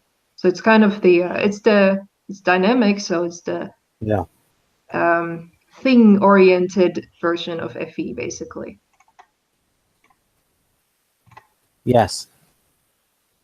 Yeah, so I would say FE looks at the dynamic emotions in someone, and it's like TE is aware the data change on. If the data changes, you have to change your thinking. Whereas the TI people are more like, I don't really want to. It's like it's like there has to be like a threshold of stuff that comes in before they change their theory. Yeah. right? Because they want to hold on to their theory because it's like Right. it's like static. It's like one, so it's like revolutionary rather than evolutionary. And I suppose TE is more evolutionary. More I mean, some it's very human. We're all attached to our perception and, the way we see the world. yeah. I think that the reason it annoys me in TI users is when people don't adapt to new information is, well, I used to be like that. And then I made a switch. I realized that I cannot ignore facts, that is dishonest. And I'm never going to find the truth if I keep doing that. Right. And now it just annoys me in others because it's not like I haven't done it. I probably still do it sometimes. So that's why people keep telling me I can't be a TI valuing type. And I'm like, I don't think it has anything to do with that. It's just common sense. Yeah, I had the same thing. Like, I know I did science and I actually liked the scientific method, but I came to the conclusion that, yeah, TE is solid because there's loads of theories for stuff. And if you look at philosophers, most of the philosophers were wrong. And whereas with science, it progresses.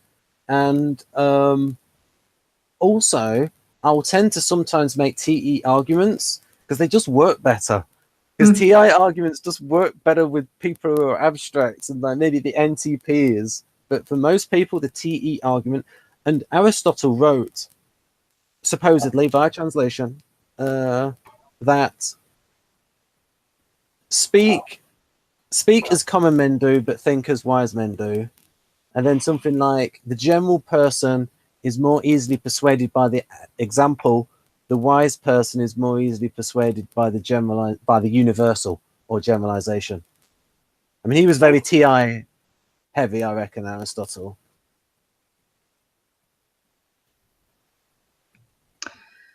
Yeah, anyway. Back on topic.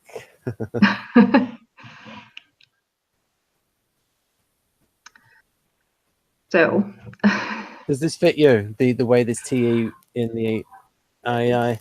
so when I was analyzing this, I was reading this particular chapter. I'm like, I'm not like this because I actually will trust an expert or the expertise of someone who's just who knows his stuff or her stuff.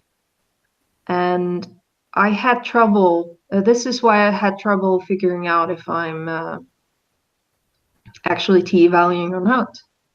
It took me quite some time to figure it out between TE and SE. And I still don't really relate to this. I am not like this. However, I'll just say one thing. Morgan, Jeff's son, once asked me to explain the difference between TE and SE. yeah. And he wasn't trolling me. He genuinely wanted to know the difference because both are directed towards the data. Yeah. And so I had to explain about the thought process behind the two is different. So for the TE, it really is towards maximizing the productivity. Mm-hmm. And I talked about that it differs according to whether it's the STJs or the NTJs. And the same with extroverted sensing, Right. the differences. Which is the conclusion I eventually arrived at because I cannot do efficiency. I can't. I can focus on it. Obviously, I can force myself, and I had a very TE job, and it caused me a lot of stress because it's just not natural to me, and I can't really do it myself. It's not my natural. It's not my natural way of operating. It doesn't mean that I don't appreciate it in others. I logically see the use of being efficient and productive and all that stuff. I just don't really want to do it myself. And this is the difference between Socionics SE and TE because I do actually want to SE. Right. So I realized that, okay, maybe I don't, these are stereotypes, maybe I don't match all of them. But if you go to the essence of what the IMEs are, then I would seem that I want to SE, I don't want to TE, and hence I must be SE valuing. Yeah. Seize and shape the object. Apply your will to it. Yeah. A lot of people, I think quite a few socionics people have said that MBTI doesn't distinguish well between extroverted sensing and extroverted thinking.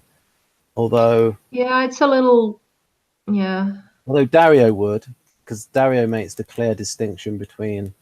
But it's like what we mean. So when we're talking about here about MBTI, we mean literally the MBTI and their theory associated with it. We don't just generally mean American school Jungian based typology. Right. Yeah, there are lots of different views attributed to MBTI. And And it's a little, I mean, they don't, since the official MBTI doesn't really talk about functions yeah, much, we kind of have to rely on these sites. I personally like this one that we've been using just because it seems to, I don't know, it just seems to be very detailed. Right. So what we'll do is we'll. Do you want to look at the? Have you been through the EII one for it? No. No. Do you want to, or should we go to TI? Wait, are you talking about TE for EII? Because it's on the same page. Yeah. Yeah.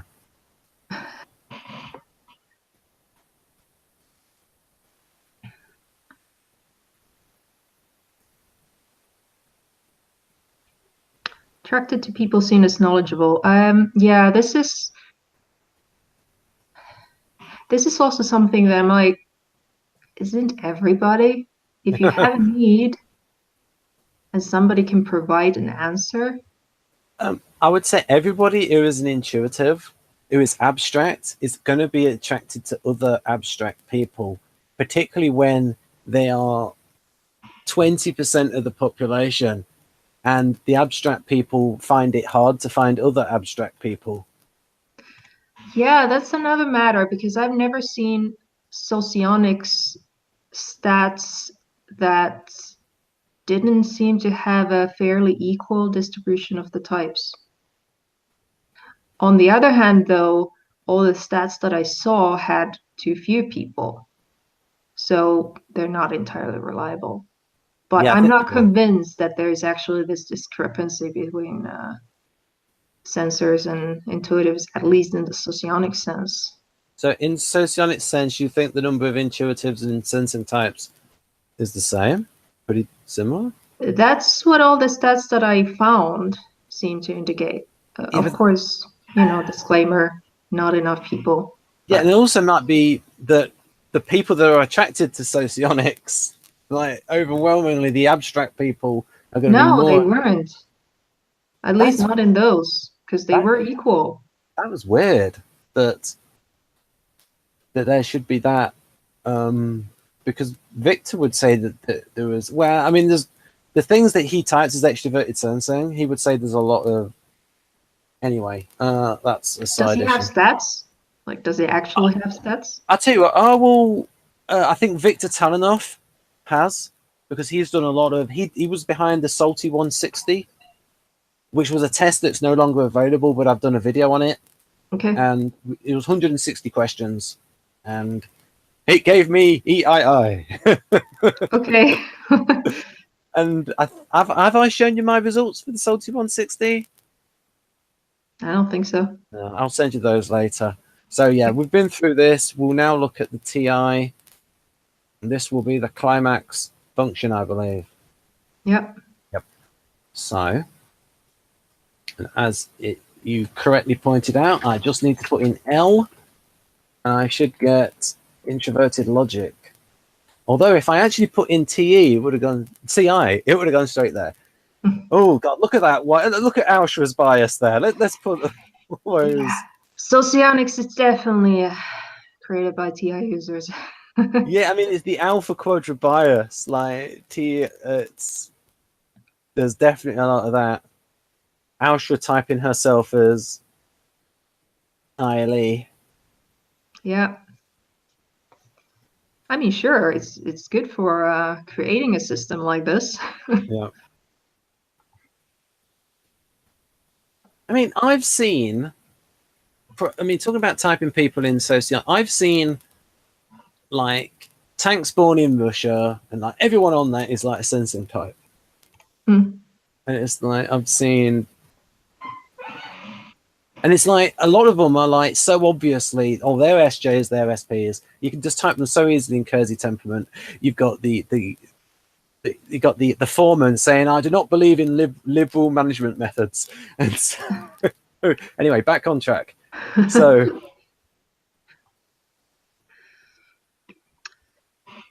So, consistency of beliefs. Well, I think you're the one we should ask. Is okay, there any difference between MBTI and Socionics TI? ooh, ooh, dear me. Now, there's not between the Kersey Mhm. architect because like Victor typed him as LII, and he is as I don't want to swear, but Wojtek said David Kersey is INTP as F. Right. So, but in the MBTI TI, they're pretty much equivalent. The reason I don't know about the TI, but the type. So, for instance, David Kersey Senior, who was the same type as Junior David Mark Kersey, then he got INTP on a test, and I think I have the original. I have the original profile. I did a little short video on it where I said, "What type does this 1956 MBTI profile sound like?" And I think it's right in here. I should be able to get to it this quickly because it should be right at the beginning where he talks about how he first encountered the MBTI. And so within this will be how MBTI defines TI. Right, here we go. This is it. I must comment about the way the work of Isabel Myers struck me when I first encountered it in 1956. So this is her INTP profile, and you can see how much TI is in this. Primarily interested in the principles underlying things rather than the things themselves. And he's like cherry picked certain parts of it because there's lots of dots. Is inwardly absorbed in current analysis or problem. Is persevering and markedly independent of external circumstances, wants to state the exact truth and keeps it so exact and so complicated that few can follow, takes in the possibilities, values facts mainly in relation to theory, is good at pure science, research, mathematics, and the more complicated problems of engineering. With non-technical interests, makes the scholar, teacher, abstract thinker in economics, philosophy, psychology, etc. As a teacher, cares more for the subject than for the students, likely to have insight, ingenuity, quickness of understanding, intellectual curiosity, fertility of ideas about problems, more interested in reaching solutions than in putting them into practice. So that profile sounds very LII, an architect, Yeah, rational.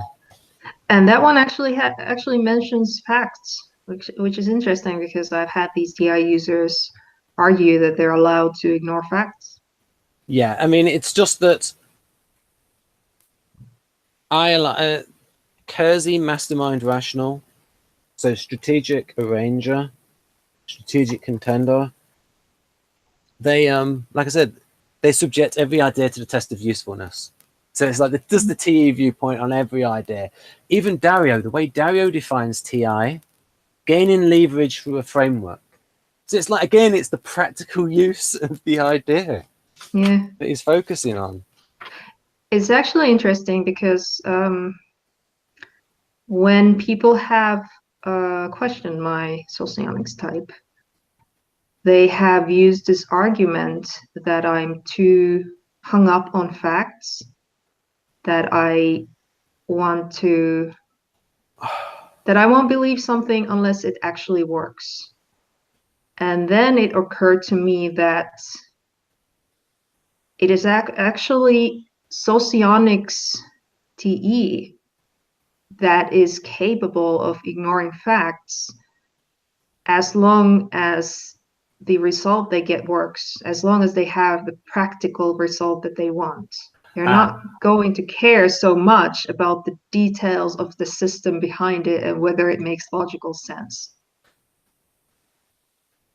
Also, what I think part of that's coming from is they may have picked that up in observations about what Kersey would say STJ is, and because they want to stick with what works, and so maybe it's that thing of the facts that come up and they might ignore them because they want to stick with their method of doing something. And so some of those observations might have got, because it's coming on from LSE, may have worked its way into the way they define the function. Those particular socionics people, and they need to go back to typology school. They should put you in the IEI category. Maybe that's because they've not taught you enough. Actually, oh well, I don't know. I'm not that great at. I become like a lousy LSI when I get into this TI mode. Yeah. Very inflexible, I will admit that. But that's because I get annoyed when they omit facts. Yeah, it's it almost, really irks me.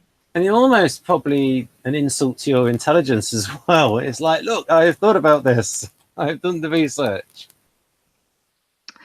Well, next time it happens, you can. Next time it happens, you can show them this video. Oh man.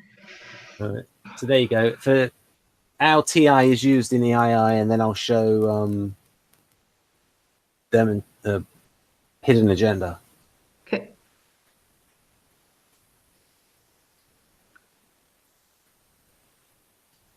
I think the main difference between EII and IEI TIing is that it doesn't really drain IEIs, whereas I've been told at least that it will eventually drain an EII. Yeah, unless it's, say, philosophy and it's working with the FI, and it's like the FI can use the TI to help. And also, I suppose, working with NE, and they can jump around and find connections. Yeah. But see, I don't do that. I will just I will stick to the system. If I'm talking about socionics, I want to stick to socionics. If I'm talking about Model A, I want to talk about Model A and so forth. I don't want to mix other systems into it. Yeah, and Dario would say that. The difference.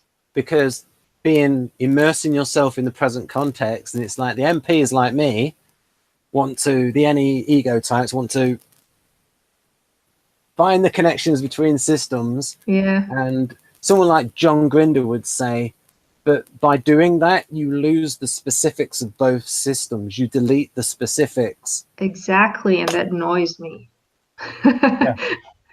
I mean, I just. The fact that it annoys you is extra evidence for you being an SE valuer rather than an NE valuer, but ironically using Dario Nardi's functions in order to get to that. Okay. But like I said, the Dario Nardi's definitions are not completely the same as the MBTI ones. His SI one is, but his SE one's a little bit different. And I think when somebody's the same type, like you are, for example, it's a lot easier to mix the systems because to you they are the same. Whereas for me, I had to go through this rather lengthy analysis to figure out my type. And hence, I want to keep them separate because I can't mix them. Yeah, because sort of what I'm comparing them to is, well, I think the sensory introverts are different, especially SLI, LSI, and ESI. And there's also different schools of socionics as well. And some people in socionics will say that even the different schools of socionics are not compatible with each other. Yeah, I don't know more than I know Model A, and I'm starting to learn Model G, and I Yeah. can't really comment on any of the others. Yeah, what happens with what Wikisocion does is it concentrates on the classical Yeah, socionics. yeah.